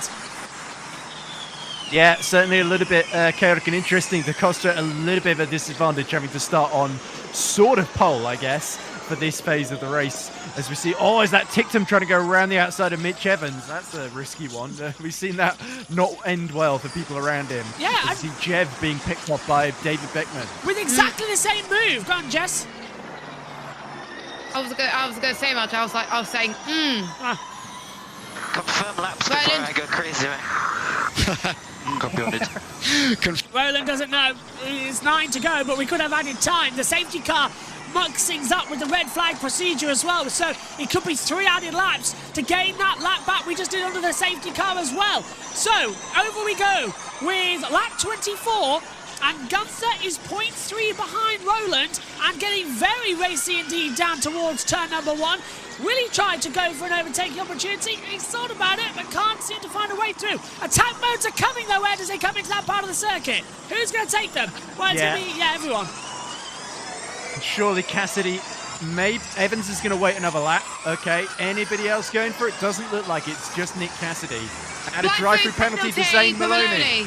That overpower, and Bird and Barnard and Nato. Nato's restarted this race. Still don't know what's up with Nato, but drive through for Maloney for that overpower. Surely Mitch Evans has got to let Nick Cassidy through here. Or he won't have a choice down the straight, surely, because that four-wheel drive is just so much more powerful. He'll have him into turn 7 if he thinks about it. He's thought about it, don't right through. Every time I see these new Cooper Kairos, it does look like a 2001 Jordan. It's really tricking my brain. Oh, and it is. Beckman nearly touches the wall. Ooh. Overpower. I think Tickton did touch the wall. There he goes, Ed. He's gone through. Cassidy passes Evans. Oh, not the last time Evans has seen someone go up the inside of him at the dying phase of the race at Sao Paulo at that corner. So yeah, a bit of a traumatic memory unlocked there. And now it's Cassidy's turn to pick off De Vries into the brakes, and that's pretty straightforward.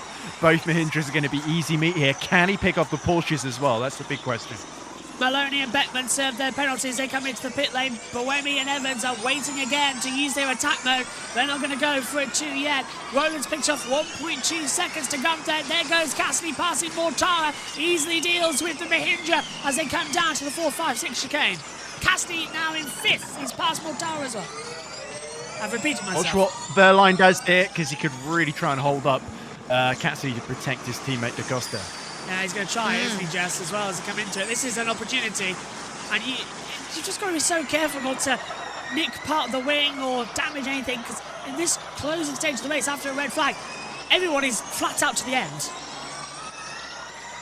Yep, and they've got to be careful with their battery as well because of the additional lap. It's going to be conservative at this point of the race, but then they're going to start pushing right towards the end, which could be game on. And I'm keeping an eye on Gunther in particular and Da Costa to see if they can chase down Roland. Here we go again. Cassidy passing Verline across the start-finish line. They're swapping between each other, but Cassidy's ahead, up into 4th position, and now sets after, he's going to set after Da Costa now in the other Porsche, the purple Porsche, which is tricking my brain this year because it reminds me of another team. I'm so used to it being black. Yeah, me too. I wanted to paint it in purple now, isn't it, on the front? And there's Evans going into attack mode as Cassidy gets around the outside of Da Costa, so he's up to 3rd now. Next target, Gunther, and he's got 1 minute 10 seconds left of attack mode at his disposal here. 2nd, he's surely going to get up to 2nd. Can he get Roland as well? And is he going to have enough energy once he's done with this attack mode to finish the race? Nato passes If he chooses for it too quickly, he's in trouble. Yeah, Vern's dropping back. Gunther's going to go defensive here. Oh, did he touch the wall? Entry to turn 7 there. Looked like he got very close to it. And now Cassidy's out. Increased quite a bit. He's going for it. On the inside line, and Cassidy goes through. He's got the radio open. He's taking him. Let's go. He sounds so confident. Let's go. Brilliant. Cassidy could still win this race, so don't forget he's starting in the back. Yeah. Where did Cassidy... Well, he started 10th. It's Evans that started near the back, I think. It's Cassidy started 10th. Oh. Never mind. He's made a lot of progress. You are right there. Evans started... And there comes Mitch. On the inside line. Evans up to 9th. 7th now. He's taken 2. He's passed De Vries and Ticktum into one corner. Nato passes Ticktum. He's down to 10th. That's why. Ticktum on the curve. Very off track for Dan Ticktum. Well, that's not unusual for Dan, is it, as well? I think he was trying to avoid hitting De Vries there. And in fact, Nato's picked him off now as well after serving that penalty. So Norman storming back through the pack. So the Nissan is working well today, isn't it? It really seems to like these conditions in Sao Paulo. And here comes Evans on Mortara. David Beckman is out of the race. Squeezy! And he's through. Brilliant with that. Look at 220 kilometers an hour, easily through. Beckman's out of the race, by the way. Beckman is in the pits and looks to be out. So more troubles for the Cooper. I think Tictum's getting both McLarens overtook him at the same time, so they ganged up on him there. Side. Lovely stuff, and he's going to get another one, maybe. Yep, Cassidy takes second away from Gunther, and Gunther going down to fourth. Costa, Evans. That's the Costa. Jack could have a 1-2. It was the Costa. They're talking over the radio, but Evans have been told to go. Jaguar going to get a 1-2. Cassidy now getting ahead, and Evans up to third. They could honestly get a 1-2. And Evans started at the back. This is the problem. Evans has got 90 seconds left of attack mode, and he's got 2 seconds to make up to Cassidy. Cassidy's either got to let him through, and Evans has got more energy too. Sure, they've got to decide who they want to win this race, because otherwise Roland's going to steal it. Yes, mate. Drive through. Roland's got a drive-through penalty. Roland's got a drive-through penalty for overtaking under yellow flags. Roland has a drive-through penalty. God. And, well, you said, Ed, it wasn't harsh enough. They've given him a harsh one now. Drive-through. What? Seems he made another overtake under yellows, though. It can't be the same incident. How many drive-throughs have we had in this race alone? A lot. And Roland boxes. Cassidy takes the lead. And Evans is in second with time to spare. Evans could go back to front. Oh, my God. This could be amazing. It'll certainly make up for last year where he lost it, wouldn't it? But yeah, Cassidy's not going to let him through without a fight here. He's going for it! He's doing all the speed! Four-wheel drive from the back to the front with added laps of 4!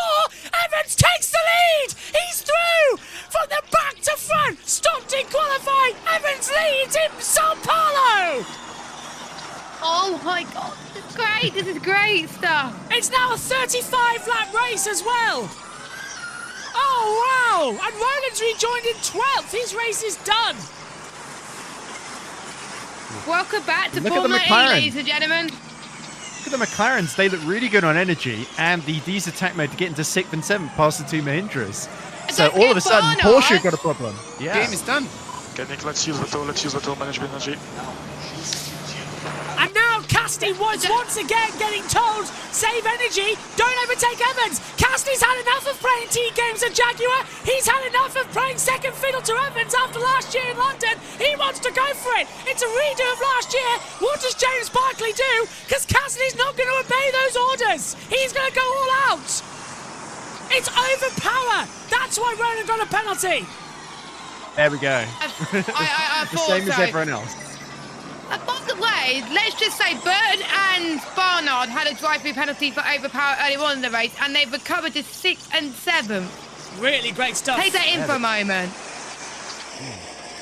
Cassidy's got a problem. Oh, look at this. Cassidy's got a problem. He's been passed. Gunther's going through, and that's to Costa trying to take the lead away from Evans. Cassidy had nowhere to go, and he's trying to swing back round the outside. McLarens are in this as well. This isn't even pack race. This is just racing. This isn't peloton. This is just the new Formula E. And they've kept the peloton. This is just why we love it. This is what we want to see. Costa's going for it. This is Contact. really good stuff. It's the Contact.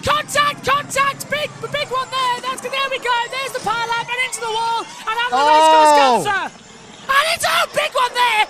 Car upside down. Oh! It's Cassidy. It's got to be a red flag. Yeah, it's Verline. Red flag. Race is stopped again. Race is stopped. Car upside down at Verline. Race stopped.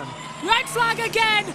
Second time in this EPrix that the race is going to be stopped. Pascal Verline upside down coming out of the 4-5-6 chicane. Race stopped again. I hope he's going to be okay.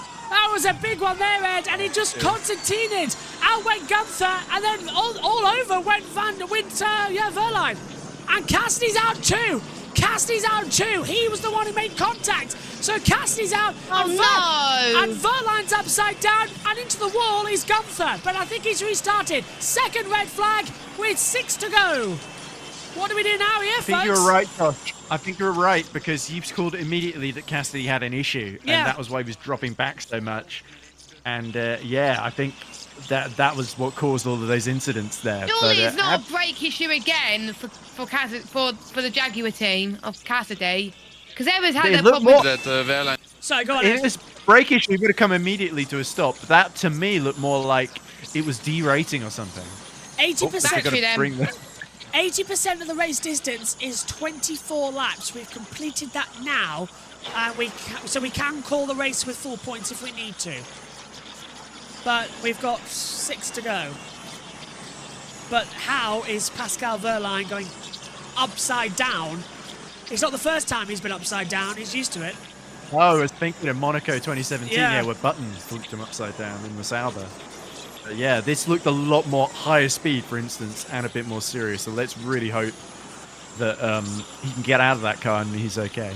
The 22 of Zane Maloney is returning to the pit lane. Rescue vehicle and medical car are now down at 4, 5, and 6 as well. So they have now they've ended up down there. And that was horrific. That was terrifying because it just all sort of concertinaed up. They were crashing before Gunther. The top 2 made contact. And that's now Evans and DaCosta bang wheeled. And that sort of just Barnard and Bird then made contact. And then Mortara sort of trained it off alongside Gunther. It all sort of came up together. To be honest, it looked a bit like Wehrlein squeezed Barnard almost into the wall there. Yeah. And then Gunther got squeezed out in that second incident at the 5-6 chicane. And then there was, I think it was Cassidy that made contact with Wehrlein that sent Wehrlein on his side and then onto his roof, essentially. Not that these cars have a roof, of course, being open wheelers, but... The halo. Yeah. Thank goodness for the halo, because that purple halo may well have saved Wehrlein's bacon here. It bounced, didn't it, against the concrete wall. That's what I didn't like to see. The car was bouncing along the road, so... Second red flag. And not just the performance improvements, hopefully the safety of these cars will hopefully be the thing that stays with people as well. And that was the case in the very first Formula E race as well. I remember when Heidfeld was flipped over by Nico Prost at the final corner as well. Let's hear from Barnard. Race. So currently P3. Evans is leading from back to front. Now, Evans will be classified as the race winner because we've completed a lap under... Did I hear that correctly? Taylor Barnard being told you are P3. Yeah. You sure about that? Barnard's registering 3rd on our running order with Bird in 4th. Well, we'll have to see if... Yeah, well, I don't think he overtook under yellow. We have to see if he kept that. Yeah. Well, the red flag line will be taken from the second sector, we understand. So, red flag's out for the second time here in Sao Paulo. It's getting a little bit wacky races. And we have... Does that make Porsche the Dick Dastardly car? It does, yeah. Okay. Oh, yeah, true. No Herbie, it's in defence. I'm remarkably... I'm a bit calmer because these Formula E cars are... You're very well protected as the driver. You do have the halo. And it was it looked to me like it was a simple flip in terms of going over the wheels. Yeah, they haven't shown a replay of it, which is the only thing that makes me a bit worried. Yeah. Maybe it is something more serious. Or they're just taking their time and Here we want go, to make here sure. we go. So we're seeing a replay, so that must mean good things. So there's the contact. Ed, talk us through it. Oh. Yeah, so side on, Gunther's in the wall, and then Wehrlein tries to go round the outside over the wheel, unfortunately, but there's no space, and that's when he gets flipped. The McLarens presumably go through the 3rd and 4th in that, but this is on board, I think. With Wehrlein. It's just Pascal, so... It's on No, board. this isn't Pascal, this is Gunther being sent into the wall. Oh. You could tell he's positioned himself at the outside, wasn't quite given enough room. Oh, God. Okay. Frightening view there. It could have been ended Almost up hit so the much marshals worse. as well. He almost hit the marshals too. There were a couple of meters Right. just behind him there. That's... Just on board with Cassidy. This will be scary. Thank goodness for the halo. Oh, okay. I'm seeing that. I'm now a bit more concerned because that car bounced off the wall and back into... He had 3 hits to the cherry there. It looked like it hit the roll of the hoop first. So take a look at it from this angle. So, oh, it hits... Yeah. No. Okay. I'm trying to see if Pascal's moving around in the car. I can't quite see it from that angle. Red line radio. Are you okay? Are you okay? Yes, I'm okay. The race is a red flag. The race is a red flag. So Pascal Wehrlein is okay, and a huge cheer went up from the Sambadrome. And that is the most important news. It's just about extracting him now, and that's what they're having to be careful with. And that's the doctor there with them. It bounced off that wall, though, at some speed, Ed, and I do not like how it did that. and Jess as well. Yeah, it would not surprise me if Pascal's maybe got. Bit of concussion. I'm not a medical expert, but that's the sort of thing that can cause a concussion. Yes, so I hope Pascal's okay and that he takes it easy if he's able to get out of that. But I mean, getting him out of there, as long as he's okay, getting him out of there should be fairly straightforward. I hope that isn't just him putting a brave face on things, and that he is genuinely all right. But yeah, Gunther incredibly has made it back to the garage. Has put on a new front wing. The front suspension, surely the wheel got bent in that, because that was a fairly substantial hit with the wall he had. I'm being told that Verline went... Right, surely gone. Yeah, I'm being told Verline cleared the barrier. He went helmet first into the wall. If it wasn't for the halo, it would have been a lot worse. Yeah. But the one thing I'm concerned about... Forget how exposed these drivers are, even with the halo sometimes. But the problem is, where it went in, the halo doesn't cover that bit of the head. So... No, it doesn't. Halo did well there, but that's luck. That we didn't have something more serious, but Verline's okay. They're just extracting him from the car because it is on its side. So a second red flag period here in the Sao Paulo EPrix. Yeah. Can we actually get lunch today? We should have been having the press conference right now. Dinner, yeah. I'm thinking more about dinner this time. I've been at it since 8 this morning. Same here. I've got to finish writing my notes handwritten for Formula 1 tomorrow as well. I'm in for a late night tonight. Same. It's such a weird race. Second Formula E race in history then to be red flagged twice after the 2023 London EPrix. I can't believe I mentioned it. I thought we were never going to... It's happened again. Oh my God. Now, Gunther has been withdrawn from positioning, so he's going to start from the back of the grid. Jess. I saw some smoke somewhere. That was the... I don't know what that was, but I saw it too. I think it was... Yeah. If you think back about Gunther, by the way, DS are doing exactly what Porsche should have done in London. That race they got red flagged 2 times. Yeah. At the final red flag, Porsche saw the tyre pressures on Verline's car a little bit... Was it DaCosta? No, it was DaCosta, not Verline. DaCosta got it. They saw the pressures on DaCosta's car were a little bit too low, and they thought, well, we'll send him out and hope by the time he gets to the racing speed it'll be fine. Of course, it wasn't. He failed scrutineering, and then Porsche protested the penalty, even though they were the ones that sent him out with tyre pressures being too low to begin with. They knew there was an issue. They thought, well, let's hope it sorts itself out. So instead of going to the back, they kept him where he was because they wanted that second position that he was in at the time, and did finish in, of course, on the road at least. So, how worrying is this? That it's the start of a Gen3 Evo, so the cars are fast. It's an evolution, and we still have these problems. Like and that's Cassidy out of the race. So Cassidy is out. Not surprised. How many have we actually got left? I think it's something like 15. I think so, yeah. 15 or 14. There is Verline out of the car. Oh, thank goodness. So they flipped the car first and then got him out. With Rubens Barrichello in Imola 94 style. Now, arguably, you could say that car can less return... forceful than that. Yeah, arguably, you could say that car could return to the pit lane, but Pascal is in no fit. Could it? Look at the front left. Look at the front left, Joe. Oh, yeah, it's absolutely askew. Yeah. Way more than Gunther's. It doesn't help with the helicopter angle, but you are correct there, so never mind. I retract my comment. Inverse camber. Yeah. Inverse camber. I retract my comment. The point was going to be that Verline is going to have to go through the concussion protocol. Look at it, there's not a race for a month as well. That's the best thing. Yeah, it's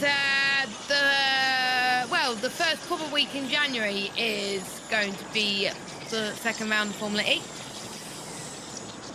And then, of course, at the end, we're in Saudi Arabia in Jeddah. Ed won't be doing those 2 races for obvious reasons. Interesting use of the word "we" there. So that means I'll probably be needed then, as release commentator. Probably would be, Jessica. Unless we get either the Jackson to replace Ed and Jess still. Oh, yeah. I don't know if Jack Gilmana's in the box, actually. He said he was going to try and watch because he hasn't got access to his media site unless he's realised it's on Channel 4. If you are here, Jack, hello. Hope you're enjoying it. Not on Channel 4, no, it's not on Channel 4, Sorry, ITV4. ITV4, yeah, that's it. That's the one. Hello, Jack, if you're in the box, are you? Does he not have access to the media centre yet? It said his website was a bit thingy. Well, I've been also on his media center account, so I hope that's not been Nah, but I presume it's ruining just... things. Nah, I've had two open. I think he's just I know he's in Belgium at the moment. That's probably why. Yeah. I just said, oh, well, in that case, he's probably watching in here as well. Hello. Unless he's gone out for dinner and he's found a sports bar. Well, in Belgium, it would be quite good, actually, because where is Belgium waffle stuffle? You know, I was so caught up about worrying about Pascal Wehrlein that I forgot to realise, oh, I've predicted Cassidy to win and he's out of the race. So it's going to be either Evans, who nobody picked Mitch Evans, or Da Costa. My prediction is out. Who did I pick? He didn't pick anyone. Oh, I picked Roland. You picked Roland? Yeah, I think I did say Roland. I'm pretty sure you did. So did, No, Roland's like 11th or 10th, isn't he? 8th. He still has a chance. Right, here's the top-down view again from Cassidy. Let's take a look at it again, Ed, because they all started crashing in this part of the track. Look, there's Da Costa and Evans making contact. Oh, yeah, Wehrlein sort of went steaming in, didn't he, in the middle. Then he tries to go up the inside of Cassidy. 3 into 1 does not go.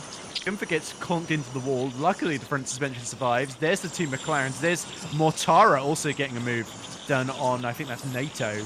And then there's the big crash that's happening alongside them. Oh my goodness, guys. Is that Wehrlein's fault? No. I think you could argue that Cassidy drifted out a little wide in the middle of the road, Yeah, but I think Wehrlein should have backed out. So I wonder if it was like no further action, because both of them could have done something differently to avoid the incident. Cassidy's going to argue I never turned my wheel. Oh, there he is. Oh dear. It looks a little like Cassidy has a bit of a moment right as Pascal Yeah. hits him. He clearly doesn't think he was to blame. He thinks there wasn't really going to be room. Pascal should have backed out. This was earlier on, him getting out of the car, because we've seen him out of it, haven't we? Yeah. It's not been a good run of races, has it been, for Nick Cassidy? He got pole season finale in London and then gets the puncture. He gets taken out. The race before that, Wehrlein beats him. Then there's Portland, him spinning out.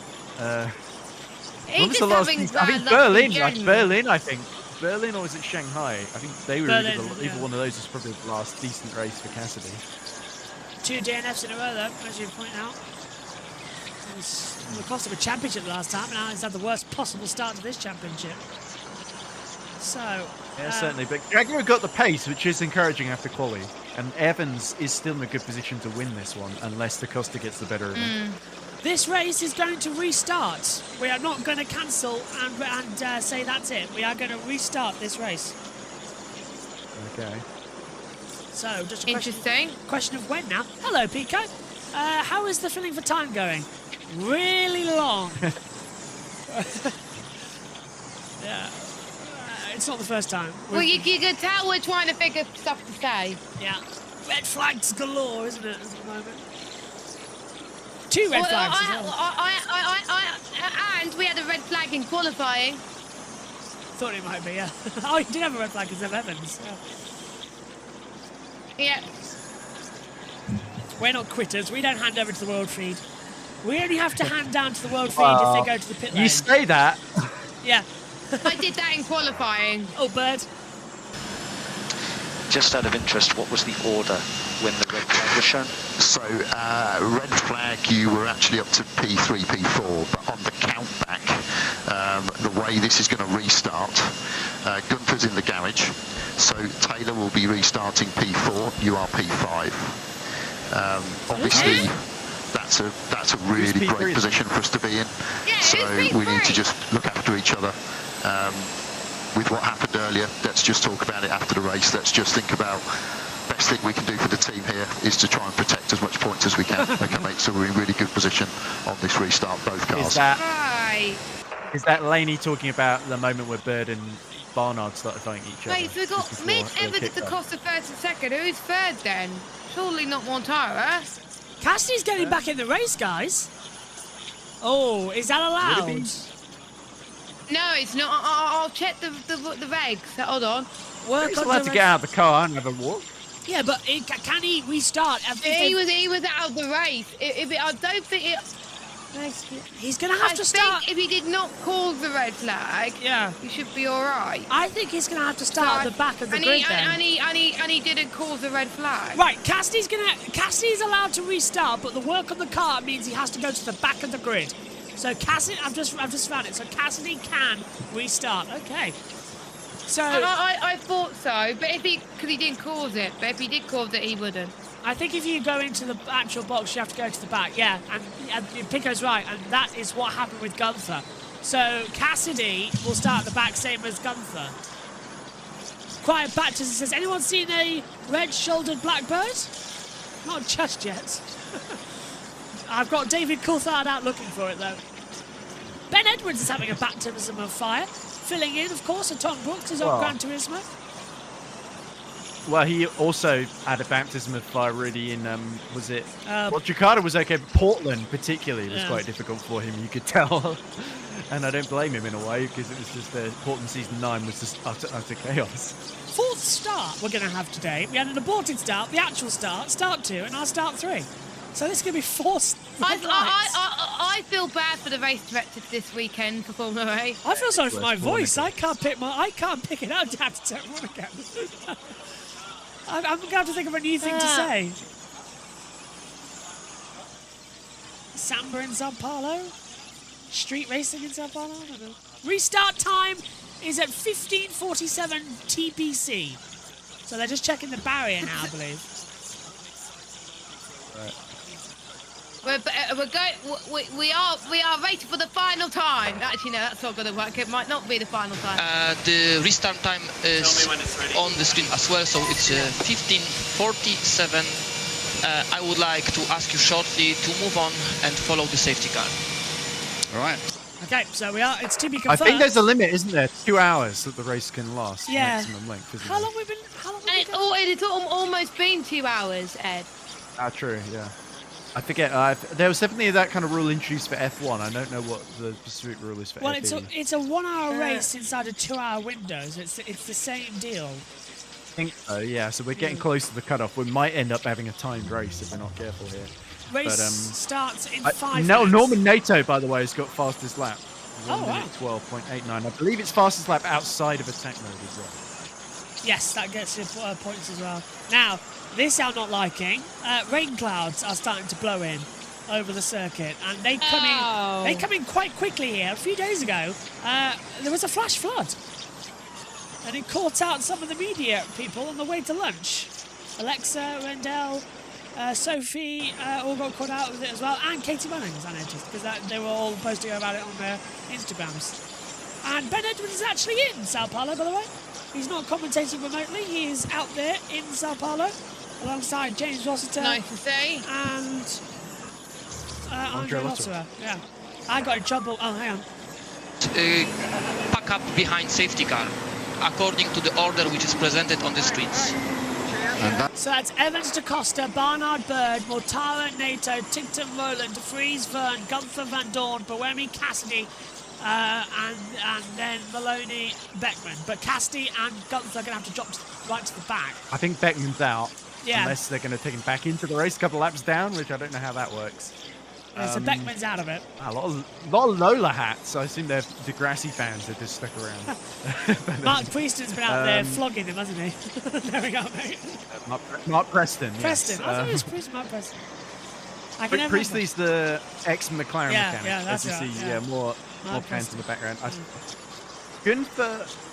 I thought Gunther went to the back to repair his car. He should have done. It seems like he might be starting in 11th, unless others are doing the same, including Cassidy, Van Dorn, and Boemi, and Maloney. It doesn't say about the time limit in the regulations, unless I'm reading it wrong. But okay, I guess we just keep going until the race director calls it, or it starts raining. Hello, Joe. Watching on. Joe Samiego. Just want to say quickly, Andrew Lotter's in the comments box. I got in trouble with his wife. Really weird conversation. This is a Silverstone 2018 World Endurance Championship. He was racing that weekend, and his teammate, he had to do double stints because Bruno Senna had damaged his ankle. He was out for the weekend after a crash in practice. So they were doing doubles, and I was talking with him I managed to flag him down. I was talking with him, having an interview, and we got on really well. And we ended up talking for around about 5-6 minutes, live on air. We just kept talking. It was really fun. And his wife was standing behind, holding the baby, giving me a glare. She was giving him a glare as well. And I sort of caught her out the side of my eye. I thought I better wrap this up. So I said goodbye to Andre. And then as I was walking away, I saw him, and she hit him. So I got in trouble. I got in trouble with Andre Lotter's wife. Not by Andre Lotter though. No, Andre Lotter is lovely. He's such a lovely guy. Let's see if this baby thinks that in about 10-15 years time after neglecting it to talk to you all the time. Race car, and then faster than Formula 1. I thought we were going to have a Mark there, not. Marek, yeah. Gurgley says... I called him Nicholas earlier, I don't know why. Nicholas Tombassi. This is the most chaotic bleep I've seen, ever more crazy than last year, which is ridiculous. Everyone's as well, yeah, it's just getting mad. So, restart time is confirmed. So we are going to head back. The race has now been clicked to lap 31. So we're going to have a 3-lap shootout. Yeah, that goes well in racing, doesn't it? I gotta be honest, I have seen more chaotic than this in Formula history. I think back to whenever it's rained, London? mainly, like Paris. London was 23. Was London? Yeah, that was that in. Yeah. London had 2 red flags, Josh. But was that close to the end? I think it was, wasn't it? Similar time, 3 laps. Yeah, it was, yeah. We didn't see Verline going on his head, luckily. But yeah. No, nothing to do with that, no. What did happen that year? Oh, it was 23. Was it rain? Jake Dennis won the Dennis championship. won the title with a race to spare. Hang on a minute. I'm thinking about this wrong. There was actually 4 red flags that weekend. If you think about it, we had the weekend, yeah. Yeah, we had 2 red flags on the Saturday race. So it was 2 in one race. No, it was double, Jess. 2 in race. It was 2 red flags in race 1, and then 2 red flags in race 2 because the rain was in race 2. And there were very long red flags in race 2 as well because the rain was so heavy. I remember that. Yeah. So this actually. And everyone was waiting around. I was in the grandstand and I literally had enough time to build or rebuild all my Lego Formula E cars while we were waiting. And there were people around me who paid like £90 for the ground tickets left because they thought the race wasn't happening because it took a second so long. Oh dear. In fact, they even had their musical act had to come out and do an encore. Like they did this before the race. They did an encore the second time, and everyone you could tell was a little bit fed up. But there we go. Safety car is out, and I assume it's going to be another standing start. It'll be the same as before. It is not. It is a rolling start procedure. We've been told. So they're not. They're not going to bother with a standing start, presumably because it takes forever. Yeah, and we're losing time here because we're getting very close to the 2 hours. We will have a rolling start, and he's had plenty of time to think about what he's going to do. Yeah, so it's a rolling start, so it's just like a normal safety car restart. I think that's the correct decision because we've got rain clouds coming in and we're very close on time. We've got 13 minutes left to the cut-off point and we've got a lot of laps to do here. Roland not looking good on usable energy. 12%. Barnard is though. Beckman has restarted. Barnard's third as well. Yeah, Beckman's restarted, by the way, guys. Great news. It's going to take him a while to overtake Verline, though, even though Verline is in the medical centre almost certainly being checked on. And hopefully he's okay. It does sound like he is. So, we're going to have a rolling restart. Start number 4. We've really had everything today, haven't we? Aborted start, standing start, red flag, standing start, restart, rolling red flag, restart. Can we just get some normal running? Red flag equally. Yeah. Technical issues. Okay, I have a question for you, Josh and Jess, both of you. Is this where Taylor Barnard finds out what it's like to be Sam Bird's teammate? Because remember Mitch Evans at Jaguar being spun around twice in a season in often high-stakes situations that cost him a chance at the championship. I'm going to call it. I'm going to call it right now, and I'm going to be bold. Sam Bird, victory. He's going to do two Brazil races in a row. Do you want to bring back a classic? We go green in Sao Paulo. Mitch Evans will bring us to the restart. When's he going to hit the gas? Or the metaphorical gas? On. When are we going to go? Go. He's really lifting them up, hasn't he? He's not going to push that hard. Now, he doesn't have to push until the end of the last corner, which is when we can go racing. They're all warming their tyres. Let's hear from Barnard. Okay, energy on the screen, so you're approximately 3% up. Slow down the... He's gone, he's gone, he's gone! We go green again in Brazil, and Evans leads from Da Costa. Barnard and Bird. Mortara gets the jump on NATO as we come across now with added laps. Confirmed 4. It's a 35-lap race. Is Da Costa going to go for the lead to 1? Evans goes defensive. Bird and Barnard staying together. Jev's going on the inside of Roland, just having to lift off pace towards turn 1. Roland's on the outside. Oh, contact! Jev bumped him. Jeff bumped Roland. Did he make it through? I can't quite tell. Yeah, there was a bit of a bump there. And now we've got it through. Cassidy in 15th. And Gunther's up to 14th. Go on. Oh, and Buemi's down. Buemi saved his final attack mode. Oh, final 2 minutes. That's crucial. The final 2 minutes of the race then. Oh, go on. Bring it on. He's got to repass Gunther first, but it does put Maloney up to 12. On Lola's first appearance, so this is really, if you stay in this race, you might have a chance of getting points here. Contact! Looks like Barnard and Bird. Oh! Something's flying and that's off. Maloney in trouble. Yeah, Maloney, something's flying back off. Van Dorn, I think. Yeah, there was a body work everywhere, so part of the rear diffuser going up, and now Da Costa's looking very tasty behind Evans as well, as they come in. Da Costa thinks about an outside, he hasn't got it. Evans goes defensive again. Barnard's going for Bird. Barnard's past Bird. They swapped. He was already ahead of him. No, he was already third. Yeah, but they swapped on the run towards turn 1, and they've swapped back again. So they've swapped, and here we go. No. I've been looking at the timing screens. They've stayed 3rd and 4th. I'm with Jess. I've been looking at the race. Roland's gone down to 11th. Oh, ticked them up to 6th. Ticked and NATO fighting over 6th. Yeah, NATO. Wow. And Ticktum's down to 10th. What's going on with that timing screens? It's showing us 2 different things. Ticktum's dropped down to 10th place according to my monitor. Yeah, there he is. Ticktum's not a great one. Da Costa's trying to go around the outside of 4, 5, 6. Hasn't worked out. Barnard's going for it. Ooh. Bird's on the radio. Taylor can go. He can win this. He's got to go, though, because I'm going to get pressure from behind if he doesn't. He's been told that. So Bird's allowing Taylor to win this one. And is it going to be the case? Or are we going to have what we had last year? Sure, but I would rather have Bird win. Well, are we on for a repeat of 7 months ago when Bird went right round the outside of Evans again? It could still happen. I think Sam is thinking about energy there. He's thinking about energy because Barnard's got 2% more than him. Barnard's got more energy. Very smart from Bird there. So he's protecting Barnard at the moment. And if he stays behind, he can save more as well and get on par with him by the finish. Yeah. While Da Costa and Evans just squabble with each other. So it's a smart strategy by McLaren. Will it work, though? Yeah, well, they're going to work together tomorrow as well in Formula 1.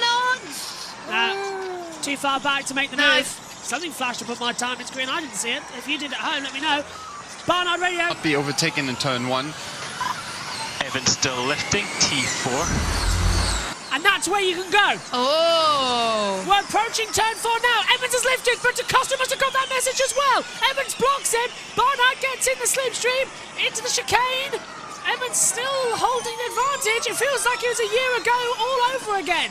One more lap. I know. It's going to be Barnard with more power. Tickton gets ahead of Jev. Maloney gets ahead of Roland. Yeah, Roland's about to run out of energy. He's got 3% left with another lap to go. Da Costa's going to punch it round. The problem for Barnard is he's got Da Costa in between him and Evans. If he had Evans all to himself, this would be an easy fight, but he's got to make sure he doesn't hit the back of Da Costa here. Yeah. I think Barnard's going to back off and take 3rd. But look at Da Costa. He absolutely wants this really badly. But Evans wants payback from a year, from 7 months ago. It's going to be between the top 2, I think. No one else can stop those 2. Final lap. Barnard looks like he's backed off, but they're only on 2%. It's a 4% lap. They've still got to regen energy. Barnard doesn't need to. We're on now into turn 1 and 2. Nicely done. Barnard, I don't think he's got the confidence. He needs to push, though. He can do it. Van Dorn gets into Gunther. Come on. Come on, he can do it. He's got more energy as well, so he can push a bit more. Mortara was really slow. He's held up NATO into freeze. Well, that's part of the plan. Mortara's only got 2%. 1% for the leaders. This is crunch time. Yeah, this is going to be really energy saving. There's only a couple of corners left. Barnard's going to be on the accelerator. Nearly touches the wall. Exit of 5. Through 6 again. Now the leader's on 1%. It's still the same old rule. If you cross the line, 0.5. Run out. They're going to run out, guys. They're going to run out. Look, Evans going to go defensive. 1-2. If they hit 0, it'll be a penalty. They've got 1%. They're not even using They saved it. They saved it. They saved some energy. They're 1%. Have Is they, Acosta though? going to do it? Evans is right there. They're at 0.1. They're having to lift. Barnard coming through. I think it's too late. They've rejected energy.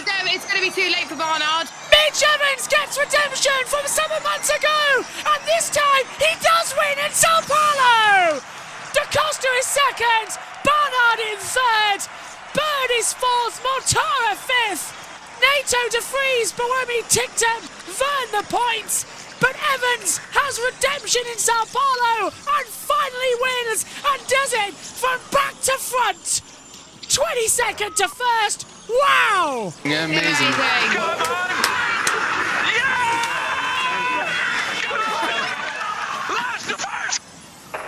Evans is delighted.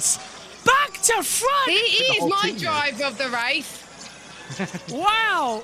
20 seconds. Give the Saudi Crown Prince cruise of you, Jess. Because maybe there's not enough Saudi sponsors on that car for them to get the PIF driver of the race. He managed it perfectly. He defended with Da Costa and Barnard. He managed the energy really well, and it allows him to have just about enough energy to cross the line with 0 to spare. It was perfect. Is that the first ever back to front we've seen in Formula E? I can't think of anyone coming from back to front. I'll Google it again. Yeah. Let's head over to battle screen. What do you think? Yeah, Jess is on the Google as we come into it. I assume, Ed, are you having to leave us? Are you having to leave us, Ed? Yeah, I've just got a turning off because dinner's just gone on the table. So. Right. Sorry about that, That's my dad coming in. Well, Ed, before I think he was resisting the urge to strangle me. So, Ed, not that he's ever done that. But. I'll let you go, Ed, then. What did you make of that race? Bonkers. Brilliant from Mitch Evans. You could tell how down he was, but he didn't give up.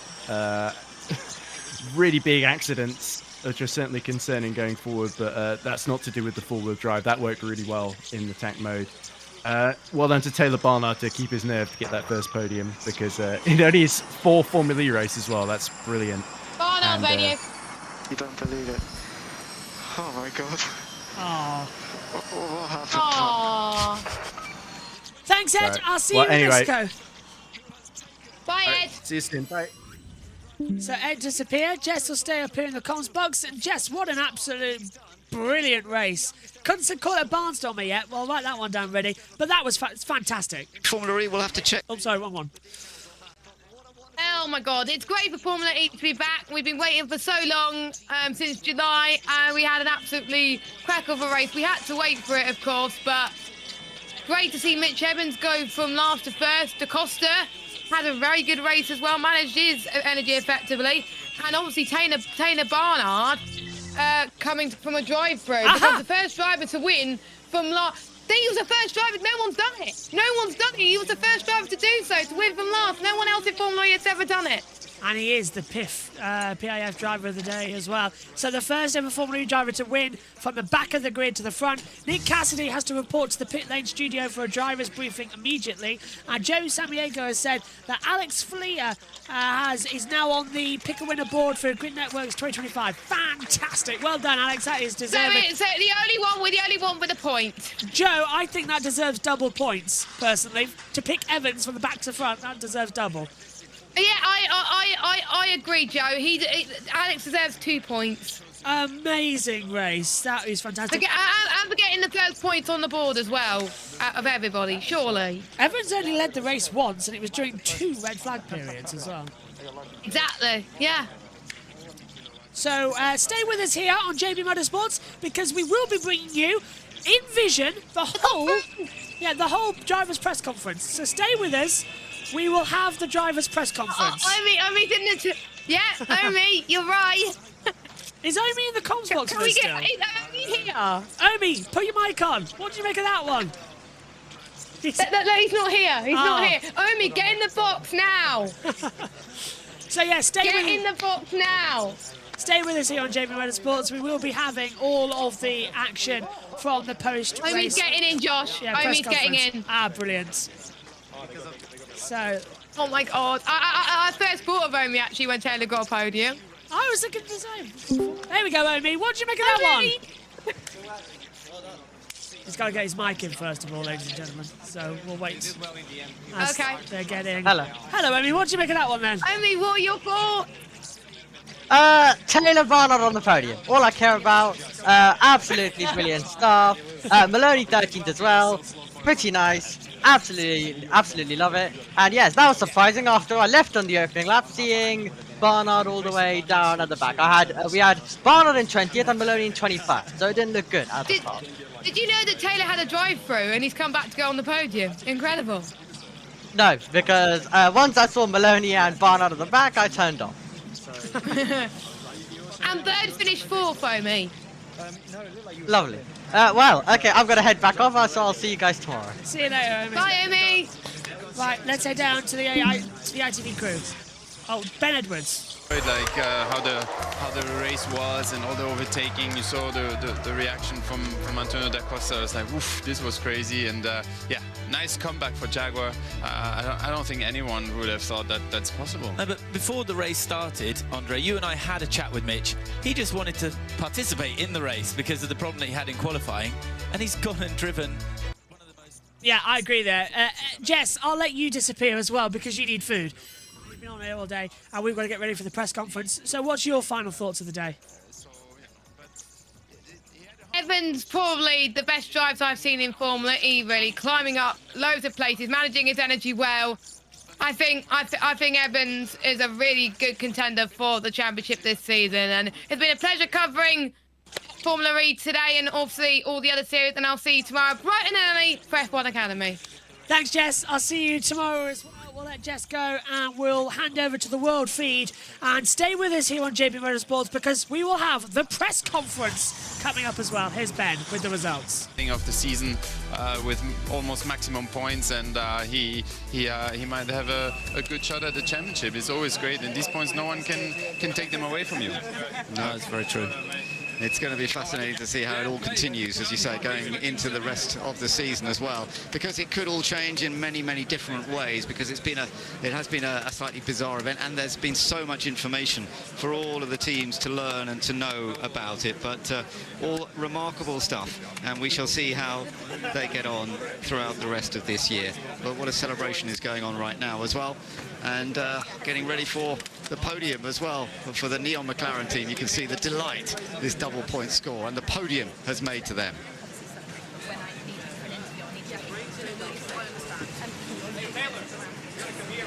So we will be seeing our winning man, Mitch Evans. Let's go and hear from him. Mitch Evans, our race winner, a huge congratulations. From the last place on the grid to first, that was an absolute masterclass of the new attack strategy. Yeah, to be honest, just trying to kind of process everything. Obviously, I was not expecting this after our misfortune in qualifying, not getting laps, starting off the back, so I was just kind of hoping to try and pick up some points and start the season, but found myself, I made 10 places on the first lap and found myself in the mix quite quickly, and my focus kind of shifted, like, well, maybe I can get some more points and maybe a podium. But I also had some good fortune with some people getting penalties, obviously some crashes. It was great to see Pascal walk away from that accident. So yeah, I had to get a little bit lucky, but yeah, it was a crazy race. Very hard to manage the strategy and know what to do at what time. So yeah, just a full credit to everyone at Jaguar. Yeah, this was a sweet one. It's only the second time in Formula E that someone's gone from last place on the grid to the front. Jaguar seemed to be doing something different with strategy. In the restart, everyone was talking about you guys holding back the attack, and they were all nervous about it. Was that planned from the start? We had a rough plan, to be honest. Like, we thought, yeah, I mean, I was very compromised, so you're going to kind of have to do something alternative to the rest, and it did work out, but to be honest, I had to kind of change once I started to get into the points paying position, so I was like, okay, what's next? But obviously it's the first time we're all doing this type of strategy with this new attack mode, so we're kind of learning on your feet, and I just went with my gut. Obviously the team guides me as well, but yeah, it worked out today. How hard is it going to be to keep the momentum in a championship as close as Formula E now for the rest of the season? Oh, honestly, it's so stressful, this championship. It's just like throughout the whole race, you just don't really know where you're at. So a full season of this is going to be, I'm already going a little bit grey, so I'm going to probably be full grey by the time, you know, the championship finishes. It's worth it, though, if you become champion. Thanks so much, Mitch, and congratulations.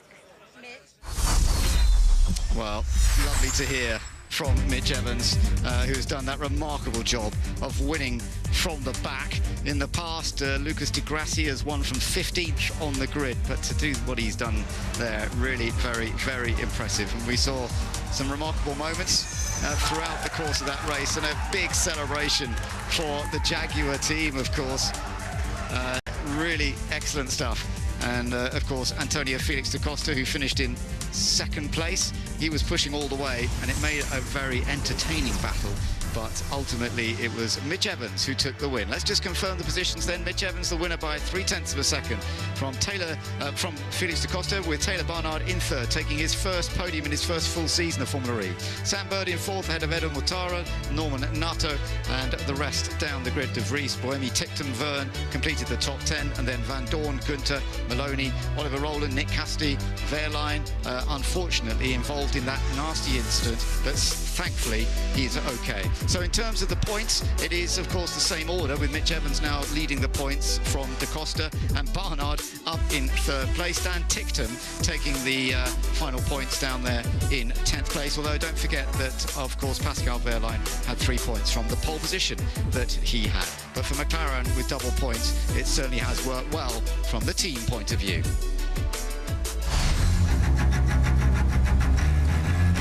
Yeah, I don't know if that's an outro for them or not. And we haven't got TV pictures at the moment. I hope not, because we've still got a podium ceremony to take place, although it does kind of like an exit of sorts for the top screens. What an absolutely brilliant opening race. Definitely, I think, a highlight we've seen. Can't wait to see what's going to happen next. You can see the full results alongside us there. Last to first, Evans crosses the line and takes victory. He wanted that win last time out, though. He really wanted it, and he has got it back. And that, I think, is the best news possible as well. Now, apparently, it looks like we are going to lose the online portion of things, so we're just going to scoot over to, I believe, number 4, where it should have live coverage as well. Although, yes, here we go. It's okay. Last I heard is okay, and yeah, it's a reminder that what we do is dangerous, and we need to have respect between all of us. I'm not saying that there wasn't any. I know Nick is a fair guy as well, but yeah, it's an eye opener for all of us, and just glad he's okay. The attack strategies seem to be all over the place. In the first race of the season, we were learning a lot. What have you learned, and are you able to tell when the other drivers are in attack or going to be in attack? We are able to tell because the lights kind of go purple on the cars, but the pace advantage is so big that, you know, they're a couple of spots behind, even a few seconds behind, but in 3-4 corners they're right there. So I cannot tell you yet what I've learned. I think I need to go back home, study everything, and then hopefully take some learnings for Mexico. Congratulations. Have a lovely Christmas. Thanks, Antonio.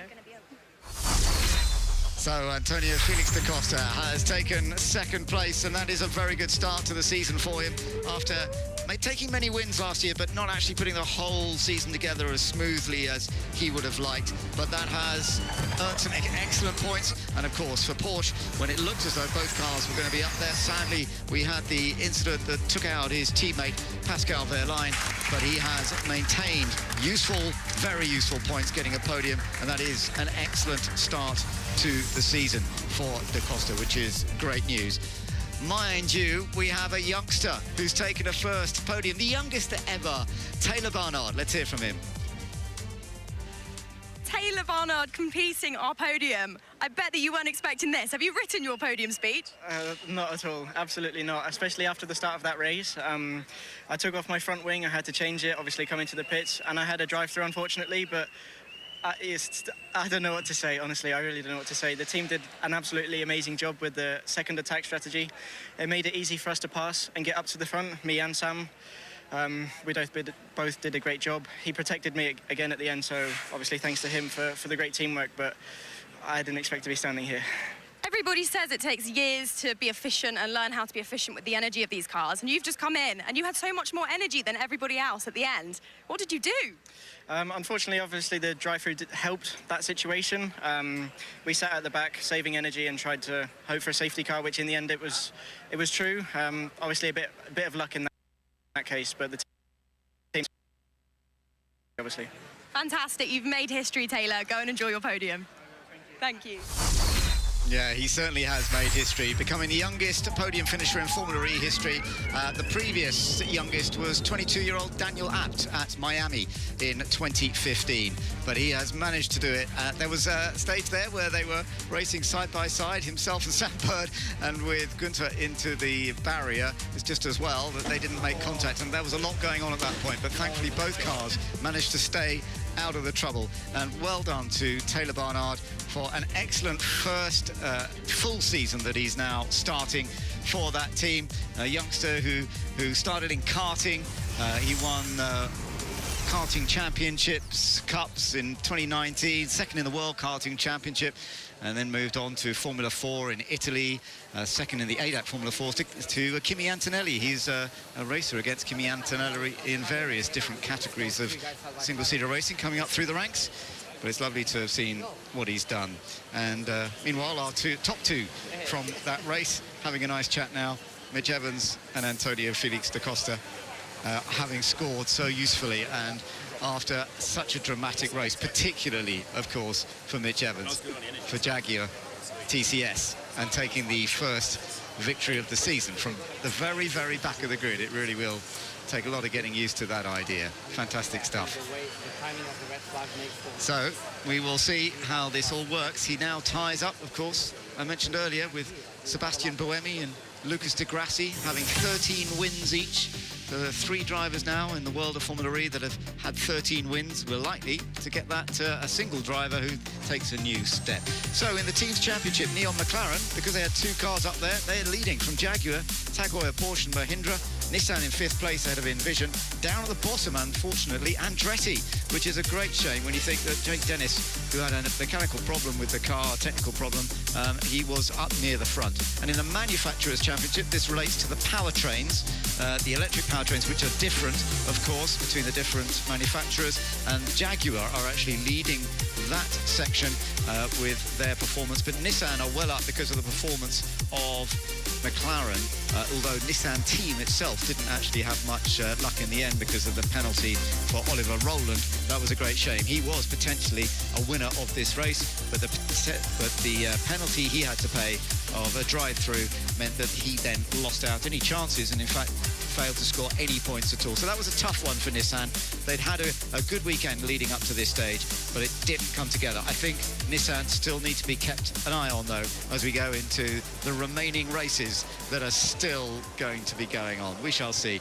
Of course, still plenty more action to come in Formula E. This is just the very beginning of the new season. It'll be the only race of this year, and they carry on into the future. It'll be in just before the middle of January when they move to Mexico City, and then in February when they go on to Jeddah. So there'll be plenty of work to be done over Christmas, and it makes me think about teams in particular who like to have a nice break over Christmas, Andre, but they'll actually, some of those team people will be working pretty hard over Christmas. I know there's a few weeks to go, but there's a lot to learn from this weekend. Yeah, no rest for the wicked, and if you think that the first race is already on the 11th of January, and you have to prepare in the simulator and the weeks before traveling there, so I think the boys will be in the simulator already on probably January 2nd, so no big break. Of course, Christmas will be a nice downtime, but not as much as in other championships. Mind you, in the old days of Formula 1, they used to sometimes start a Formula 1 race on the 1st of January, didn't they, in South Africa? Yeah. So in the old days, that was a slightly different schedule system that they had. But nowadays, of course, I think most organisations like to see a bit of a break over that Christmas period, and that's definitely what the drivers are going to get, because they won't be racing until mid-January. So, wonderful stuff here in Sao Paulo. Really amazing, unpredictable racing going on.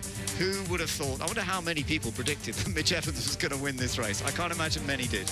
No. One, I don't apparently, think according to anyone Grid could Network. predict anything anyway, even on a normal grid, thinking who had the best potential to win. So, yeah, if you think that he started from last position, of course a lot happened in the race, but I think we can really take the conclusion that this new attack mode on the all-wheel drive with the extra power is really key to exciting racing, and it was really nice for me also as a driver to see how the drivers collaborated well on track, because the performance delta is so big that there's no point to defend aggressively. So that avoided also incidents compared to last year, where it was very difficult with the peloton races, and now we are a bit away from the situation, and I think that yeah, depending on which tracks we're going to, it will be really impressive, and I think it will be a very similar scenario in Mexico City. All going to be very unpredictable, as you say, so that's going to be a fun thing to look forward to as this season continues, season 11. And as you were saying, this four-wheel drive attack mode really has made a big difference. We thought it was going to, but I think it was an even bigger difference in some ways than we imagined, with drivers soaring up through the field. But the fact that Mitch Evans was able to come from the very back was truly impressive. We did have a result here in the past from a long way back, actually, from Max Günther, because he started down at the back in a previous race here in Sao Paulo, got into the points. He got up into 9th, which was a good finish for Max, but to come from the last position to the first is really remarkable, and just learning, in fact, is getting confirmation that has actually never happened in Formula 1 either, so not from the very last place on the grid, apparently. So we shall see. But apparently Gabriel Bortoleto did win a Formula 2 race from last on the grid at Monza this year. So that's twice this year that a key race has been won from the back. Yeah, nothing is impossible, but you know, we also have to feel really sorry for Oliver Rowland, who put on a really great performance and got that penalty late, because if he would have had that penalty a bit earlier in the race, he could have been you know, recovering the same way that Taylor Barnard recovered. But when it happens so late in the race, you don't have any chance to move back up. And yeah, and when I come to think of it, how it would be in Mexico City, with the cars going through the baseball stadium, having that twisty bit, I think the all-wheel drive will make even a more bigger performance delta. So yeah, lots to look forward to. But let's start celebrating. Exactly. Let's celebrate, because and there Emerson Fittipaldi to help celebrate Jaguar TCS. James Barkley, the boss, he must feel such a sense of relief, because they've had a few issues this weekend, a few problems that they had to sort out in the cars. The fact that Mitch Evans' cars kept stopping, it kept packing out on the track and not run. He didn't do qualifying. That's why he started at the back. And yet Jaguar have come through with a win. So the relief it must mean to James Barkley. But now we're celebrating Taylor Barnard, the youngster, the youngest ever podium finisher in Formula E for the Neon McLaren team that he has now started his first full career with, having stood in for Sam Bird last year at a couple of events. What an opportunity this is for him, and I think you could just see it in his face. It's almost unbelievable. He's congratulated there by the Jaguar team boss, James Barkley. Wonderful for Taylor Barnard. You're seeing a new face in Formula E up on the podium. But then we get to some more regulars, as you said earlier, Andre. One of them a champion, one of them many times a runner-up. Yep. Onto the podium they come then, and an amazing performance we've seen here today so far. Antonio Felix da Costa, great result from him as well. Now with the P2 and valuable points to build up on that. Last year he didn't score any points in the first 2 races, and that compromised his whole season, so he'll definitely go into the season with great motivation. He also knows that he has a great powertrain. But here we go, the man who's taken the victory, Mitch Evans, having had all of those issues with his car over the course of the weekend, unable to get out in qualifying and do even a single flying lap, and then to start from the very back of the grid and to end up as the race winner, it really is truly remarkable. And that is now his second win here in Sao Paulo over the last 3 races, but his 3rd consecutive podium here. So he's been on the podium all 3 races that we've had in Sao Paulo, but did he ever know he'd win it from the back? And now, the national anthem of the winning driver from New Zealand. The national anthem.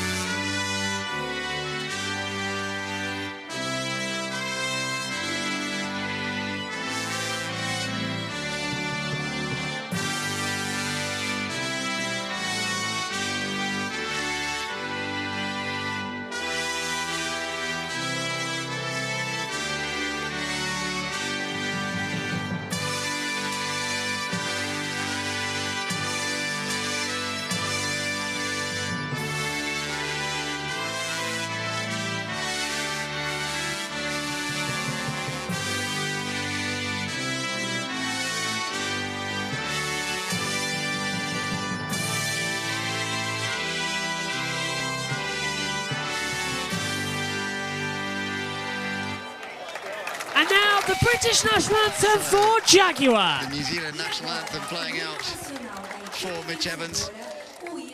And it's certainly not the first time. He's now, as we said, up to 13 wins, maximizing the most. But now for Jaguar.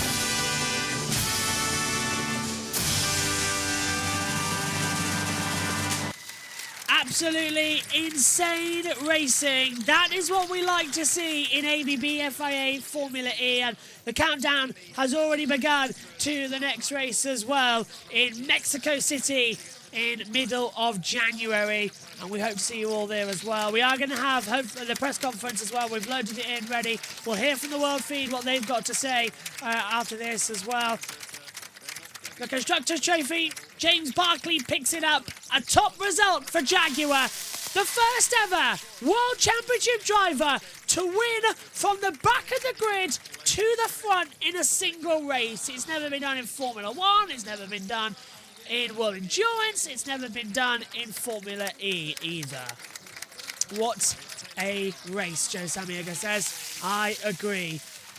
3rd place and a first ever podium for Taylor Barnard, the youngest ever in FIA Formula E history. Sam Bird, his teammate, cheers him on and helped him out as well a lot.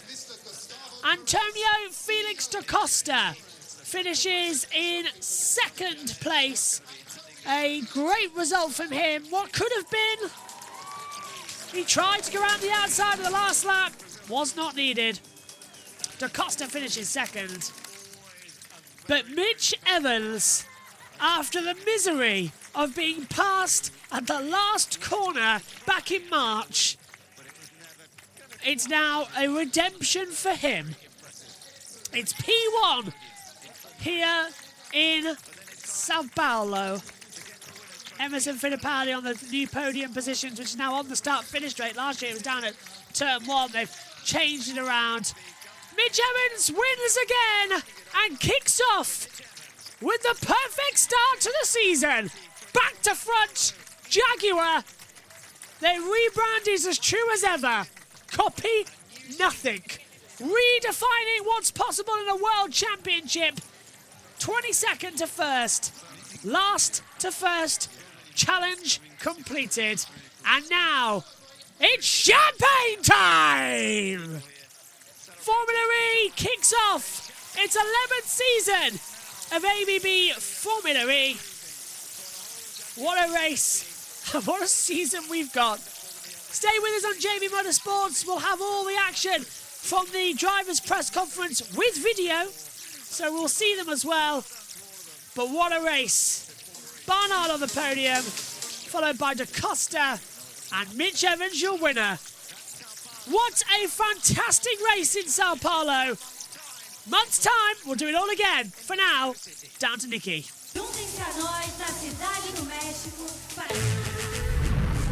Next up, Mexico City.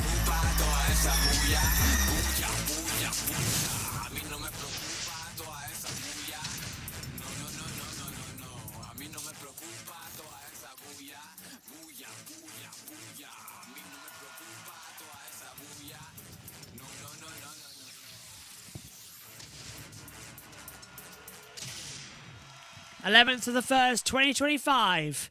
Down to Nikki.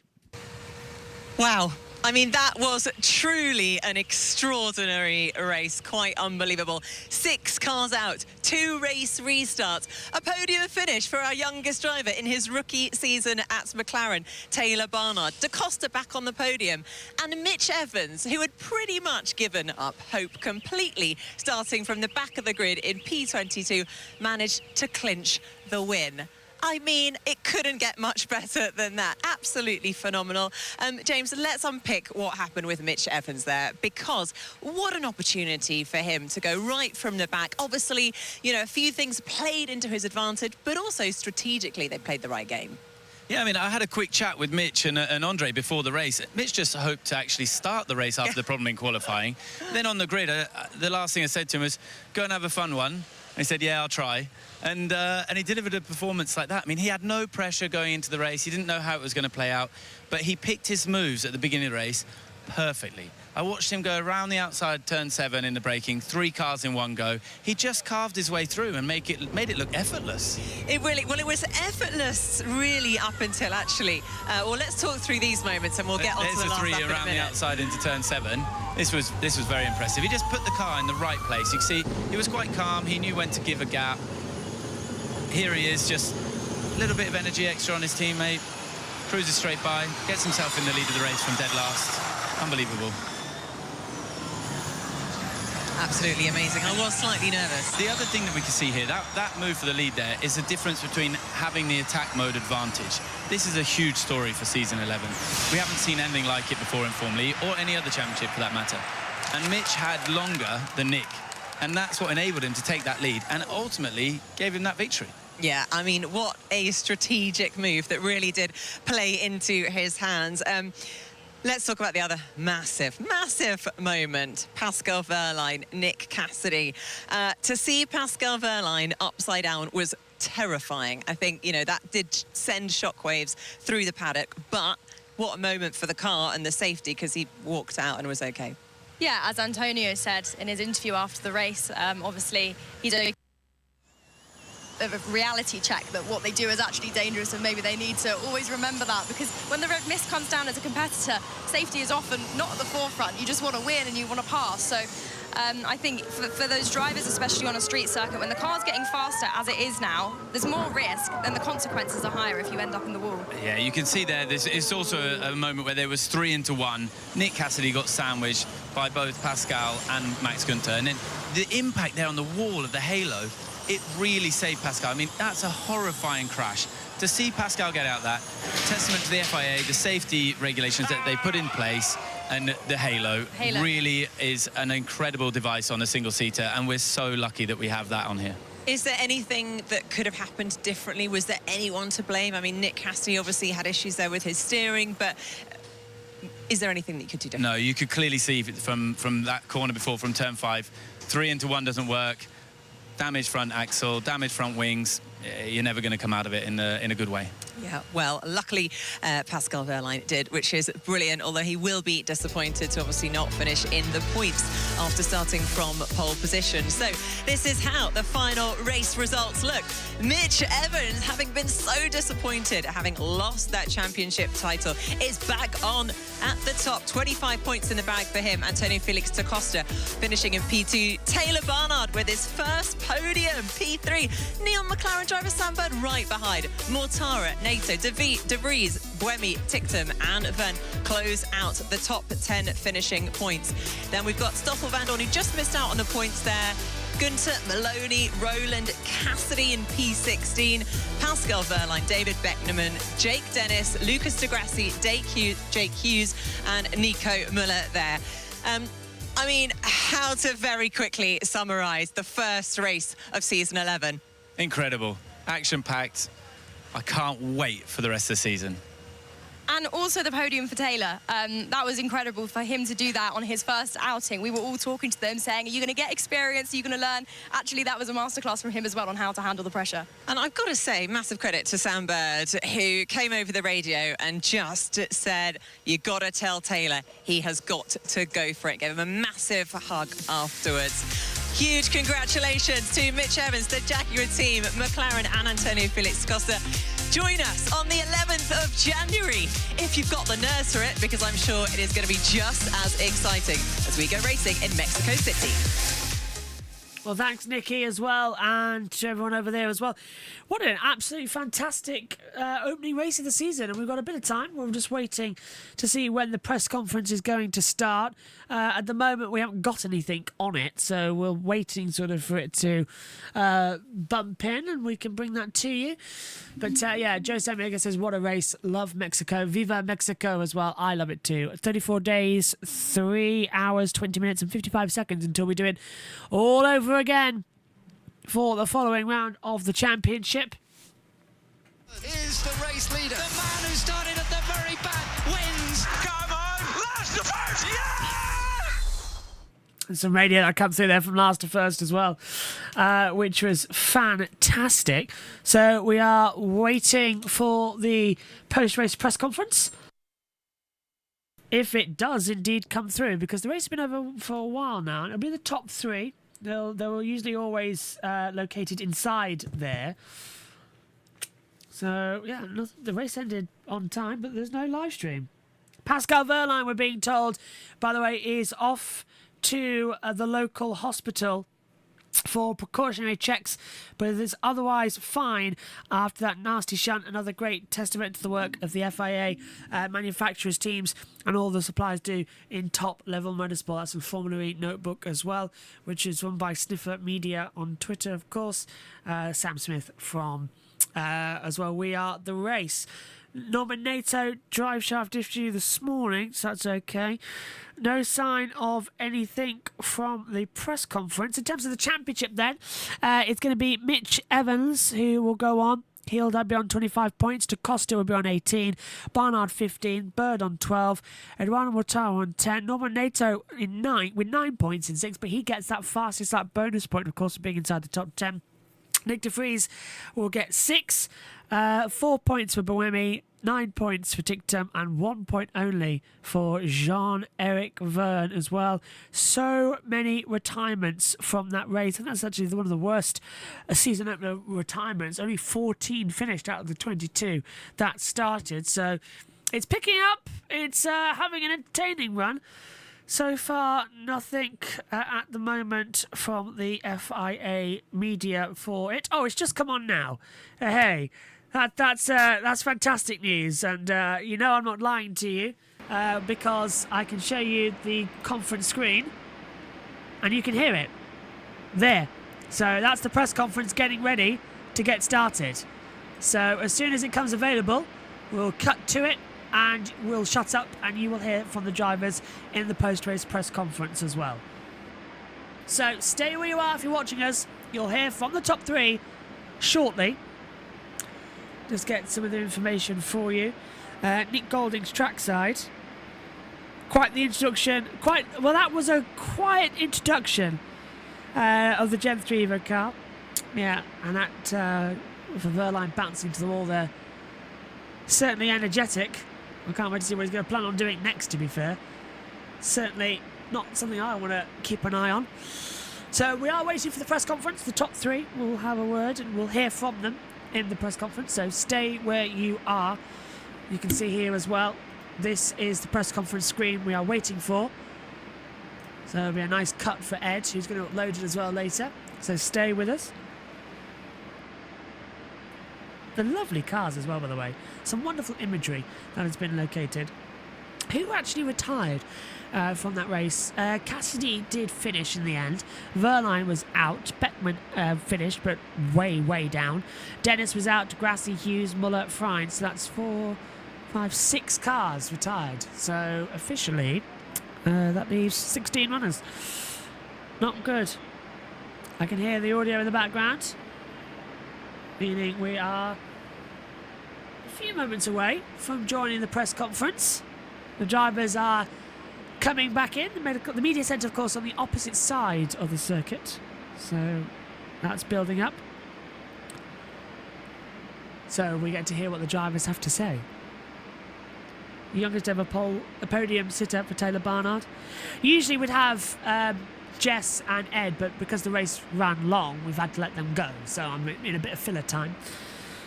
Get some comments in if you want to say anything.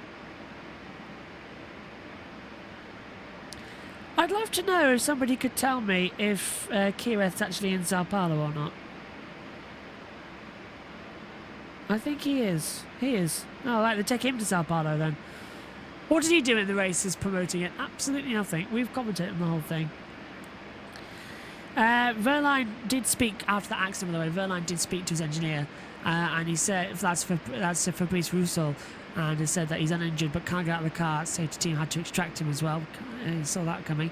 That on Twitter, RGX_18_ said this might be the best Formula race ever. We've seen a bit of one. Joe says the peloton effect didn't seem too bad. Good move.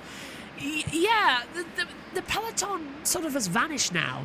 In terms of, everybody could have looked at that, would have said, oh, that was a peloton race because they were all back up together. No, the peloton is everyone lifting to save battery, and that's what made it dangerous because no one was pushing hard. In this race, you're right, Joe, they were saving eventually, but they were pushing hard throughout, and the four-wheel drive really making it work, so the battery's good, the Evo's good, and I can't wait to see the racing with attack charge coming in, which will be on double header weekends in the second runs, so that's going to be fun. I'm now being told to put some headphones on so I can listen to the post-race press conference. So now I'm hearing myself through the headphones as well. Because I believe you can hear the track audio behind me. You can.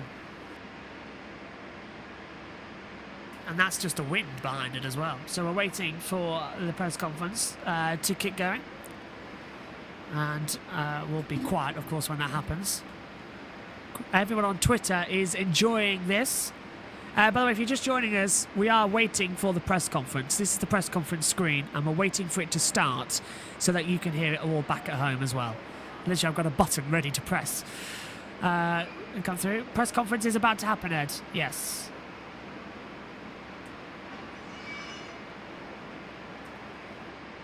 So, yeah, so that bump into the wall, hopefully we can show it, because we can show you clips now as well.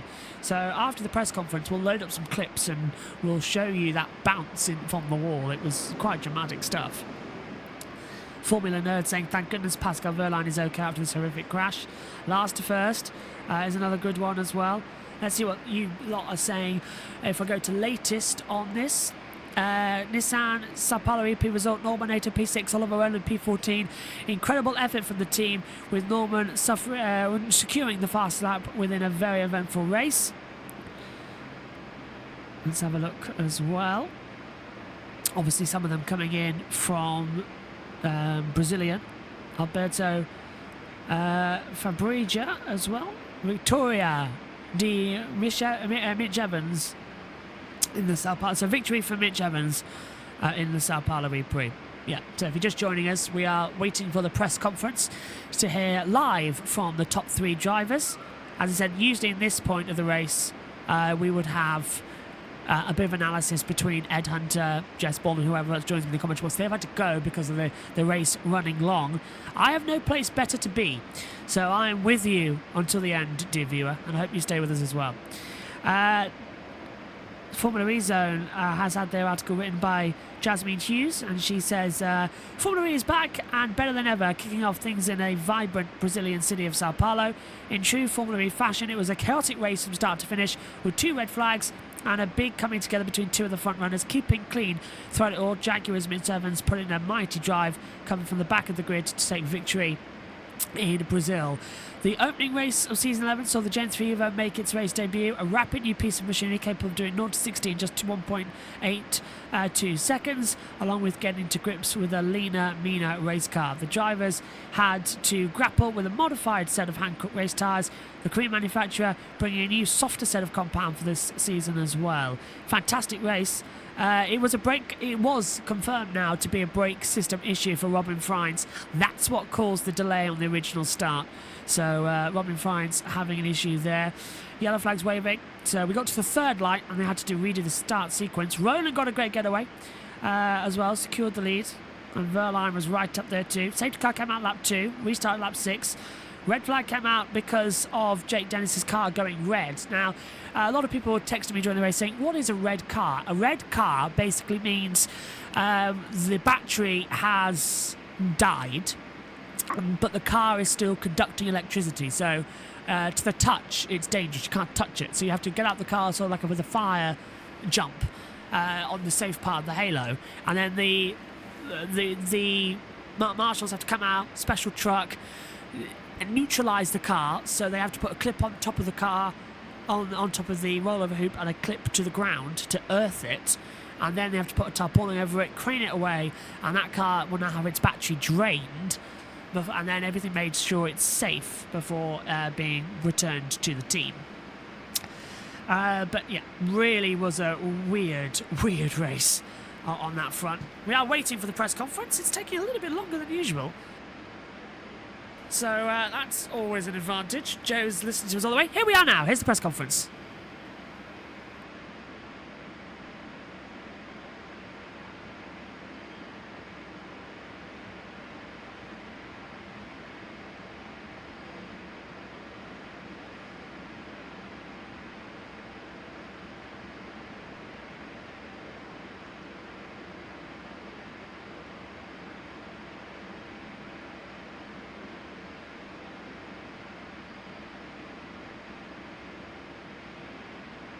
So the driver's just getting in position as we await the first press conference of the 2024-2025 season, the Sao Paulo EPrix.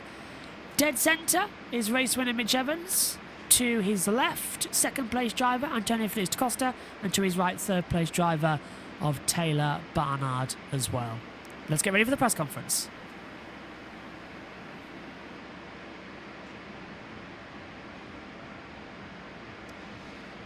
Welcome to the post-race press conference following another incredible Sao Paulo EPrix. Please welcome to the stage, already on the stage, Taylor Barnard from Neon McLaren Formula E team, Antonio Felix da Costa from Tag Heuer Porsche Formula E team, and your race winner Mitch Evans from Jaguar TCS Racing.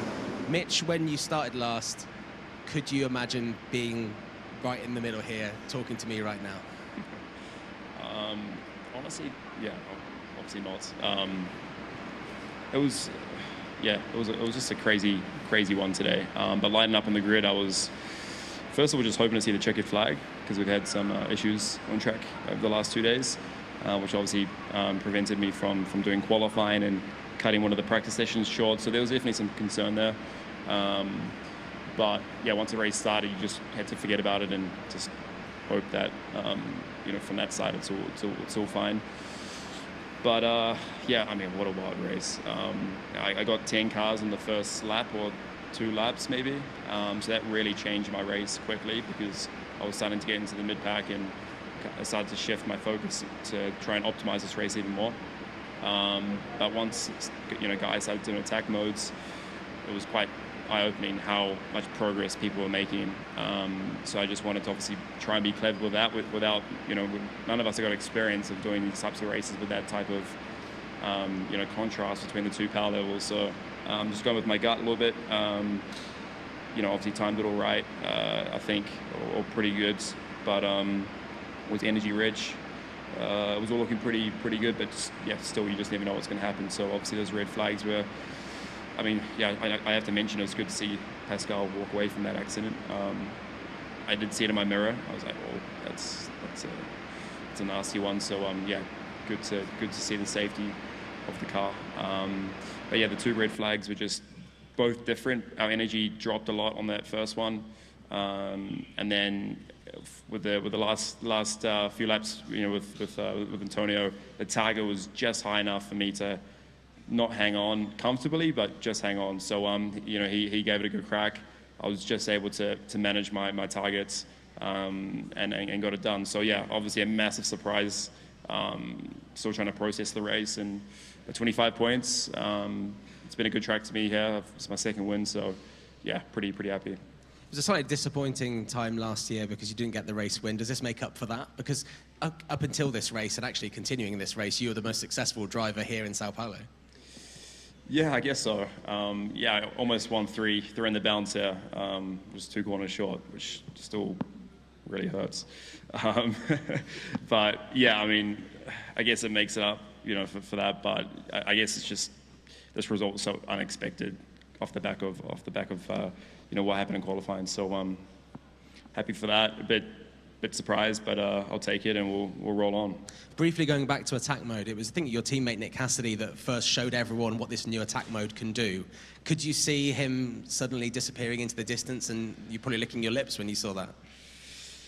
I mean, I saw him for about 2 corners, and then I was like trying to spot him up, and I was like, shit, he's in the lead. He got to the lead, right? He did, yeah. So I was like, wow, this thing's powerful. And I was only like a car or 2 behind him when he went for the activation. So yeah, so I knew the power behind it, but obviously you don't want to get caught with guys behind you coming through and then kind of pushing you back into the field. So it's just, yeah, again, just thinking on your feet, trying to be smart. And then once I activated, I kind of got to where he was, and then it was all about just trying to, wait for everyone to do their attacks, and then I wanted to leave one, in the pocket, which fortunately was timed really well, because it was getting to that stage where we had to do that second attack, and then the red flag came out. So yeah, all worked out pretty good in the end. It did indeed. Congratulations again. Thanks. Antonio, we'll move on to you. The first experience of the Gen3 Evo car in a race situation. How was it for you? Yeah, crazy race today. I think so much happened, and I said it before, where I think the race dynamic would have changed this year, but I never thought that it would change this much. We were constantly driving in the top 3, top 4, and then when the attack mode sequence kind of started, I think I must have dropped out of the top 10 at some point, just by with people coming through in attack mode. So it's important to stay patient. Your time will come once you activate it, but like Mitch said, you still have to be smart when you're using it, and yeah, make sure you don't get tangled up with anybody that is virtually not on the same race as you. So yeah, a lot of improvisation, a lot of adapting. I think also a good prep what we did back home with the team. But yeah, happy with how this first race weekend went for us.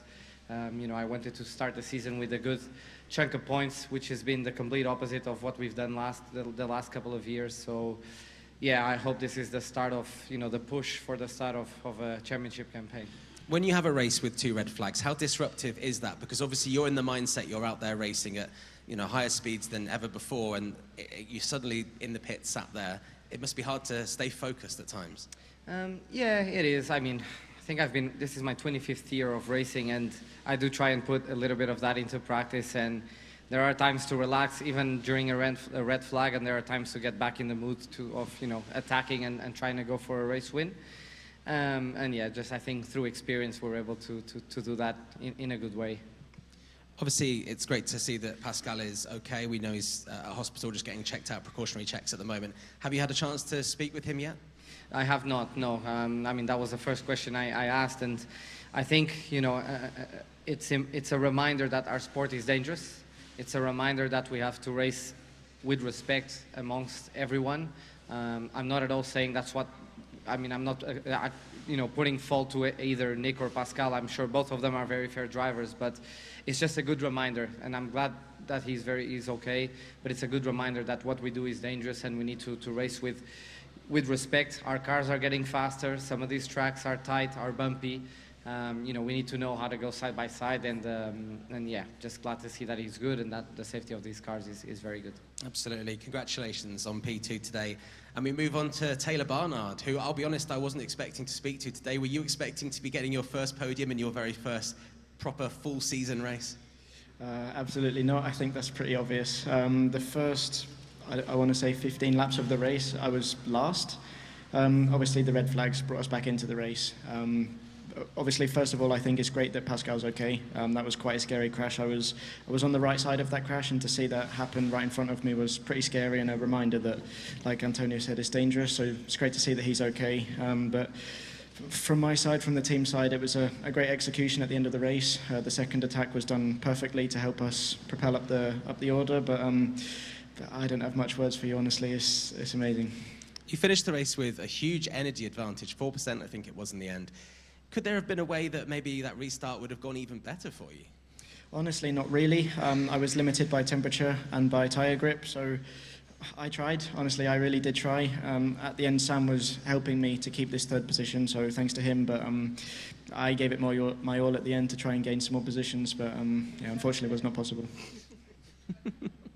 Obviously, yeah, we did see Sam Bird supporting you there, a great weekend for the team, with him finishing just behind you. And, you know, when we were seeing you at the end there being congratulated, Sam was there throughout, and he was obviously over the moon for you. It must be very special to have come into the team where you were originally deputised for Sam, and to now have such a close bond that's quite obvious to everyone to see.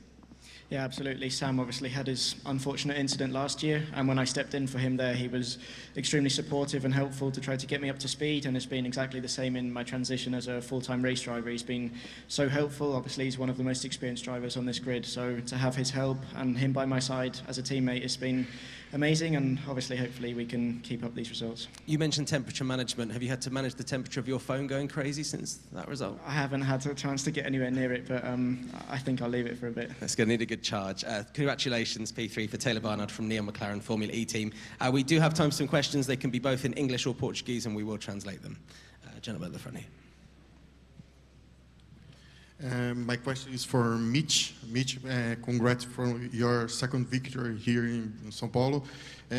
My question is, which moment came to your mind that the victory was closed, and any time of the race you think about the last one here in Sao Paulo?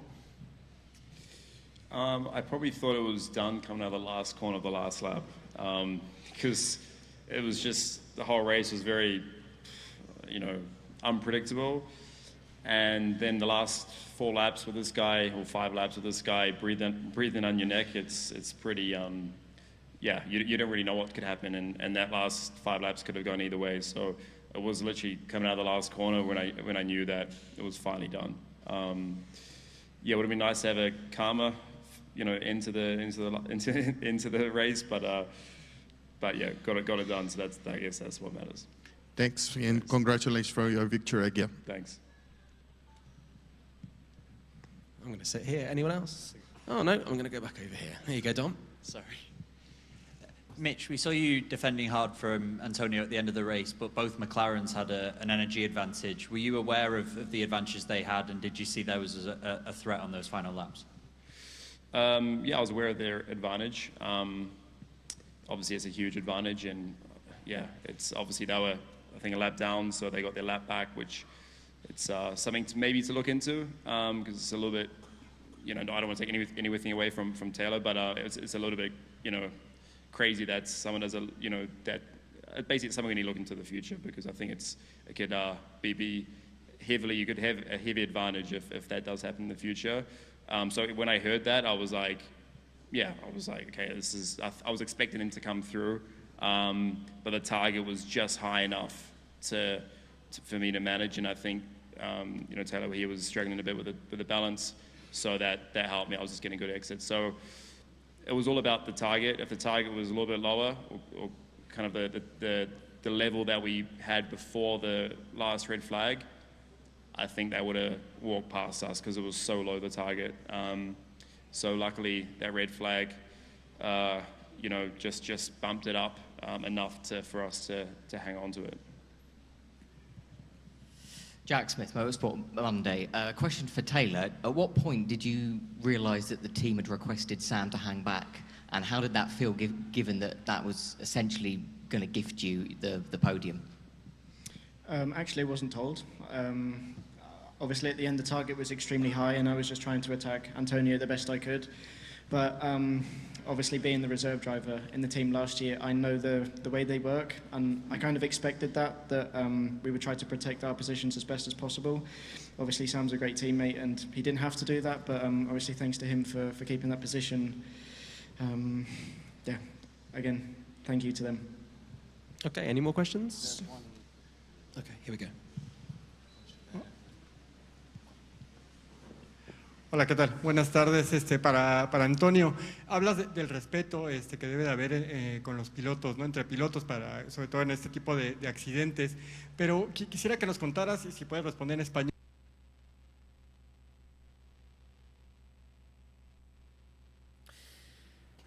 There's a slight buffer from the track there as they go from written to Portuguese. Hopefully we get that back shortly. Okay, I'll reverse it. Let's try that question again, shall we? Hola, ¿qué tal? Buenas tardes. Para Antonio, hablas del respeto que debe de haber con los pilotos, ¿no? Entre pilotos, sobre todo en este tipo de accidentes. Pero quisiera que nos contaras, y si puedes responder en español. Looks like at the moment we've got no footage from trackside, so I'll refresh the page and hopefully we can get that soon. It could be that the media centre's just having a bit of a paddy, or somebody's tripped over the cable from over there. Unless we've now gone from TV to written media interviews. Which could be the case, because I'm just getting a loading screen which tells me that it could have gone beforehand. So let's catch up with the YouTube chat while we wait to see if we get any more from the press conference. Let's see. Mitch Evans, this is the best start to a season in Formula E. Traditionally a slow start. If he's consistent and towards the front, he might finally claim that Formula E championship. I agree, Joe. Jess has been in the chat as well. Mitch Evans, one of the best drivers I've seen in Formula E. So happy for Barnard with his first podium. And she's put Team Samard. Love this pairing at McLaren. I love it as well. And it looks like that might be the end of the press conference, which is a shame. I am just double checking if that's the case. I'm going to ask Ed Hunter about it as well. Unless it's just my side too, coming into it, and I'm not got the correct Wi-Fi. It's not even. It still says there's a press conference, but it's not showing us the live, unless someone really has tripped the lead. Press conference froze for me. Same. Yeah. Okay, so I love how we've got the hashtag Team Samard in there as well. So yes, Pascal Wehrlein has been taken to hospital for observations and a precautionary check. He should be A-OK from that one. I don't think we're going to have any more from the press conference. It looks like it has frozen totally for me as well, which is a shame. I'll give it a couple more minutes while we tell you about what's coming up on JB Motorsports as well. Tomorrow you can join us 7:10 in the morning. That's going to be for F1 Academy Race 3, the final race of the season. Then we've got a champion to crown in Formula 2. Bortoletto, Hadjar and Paul Aron still involved in that one. That's going to be at 10 o'clock. 9:20 I'm being told about. So 9:20 we'll be on for that one.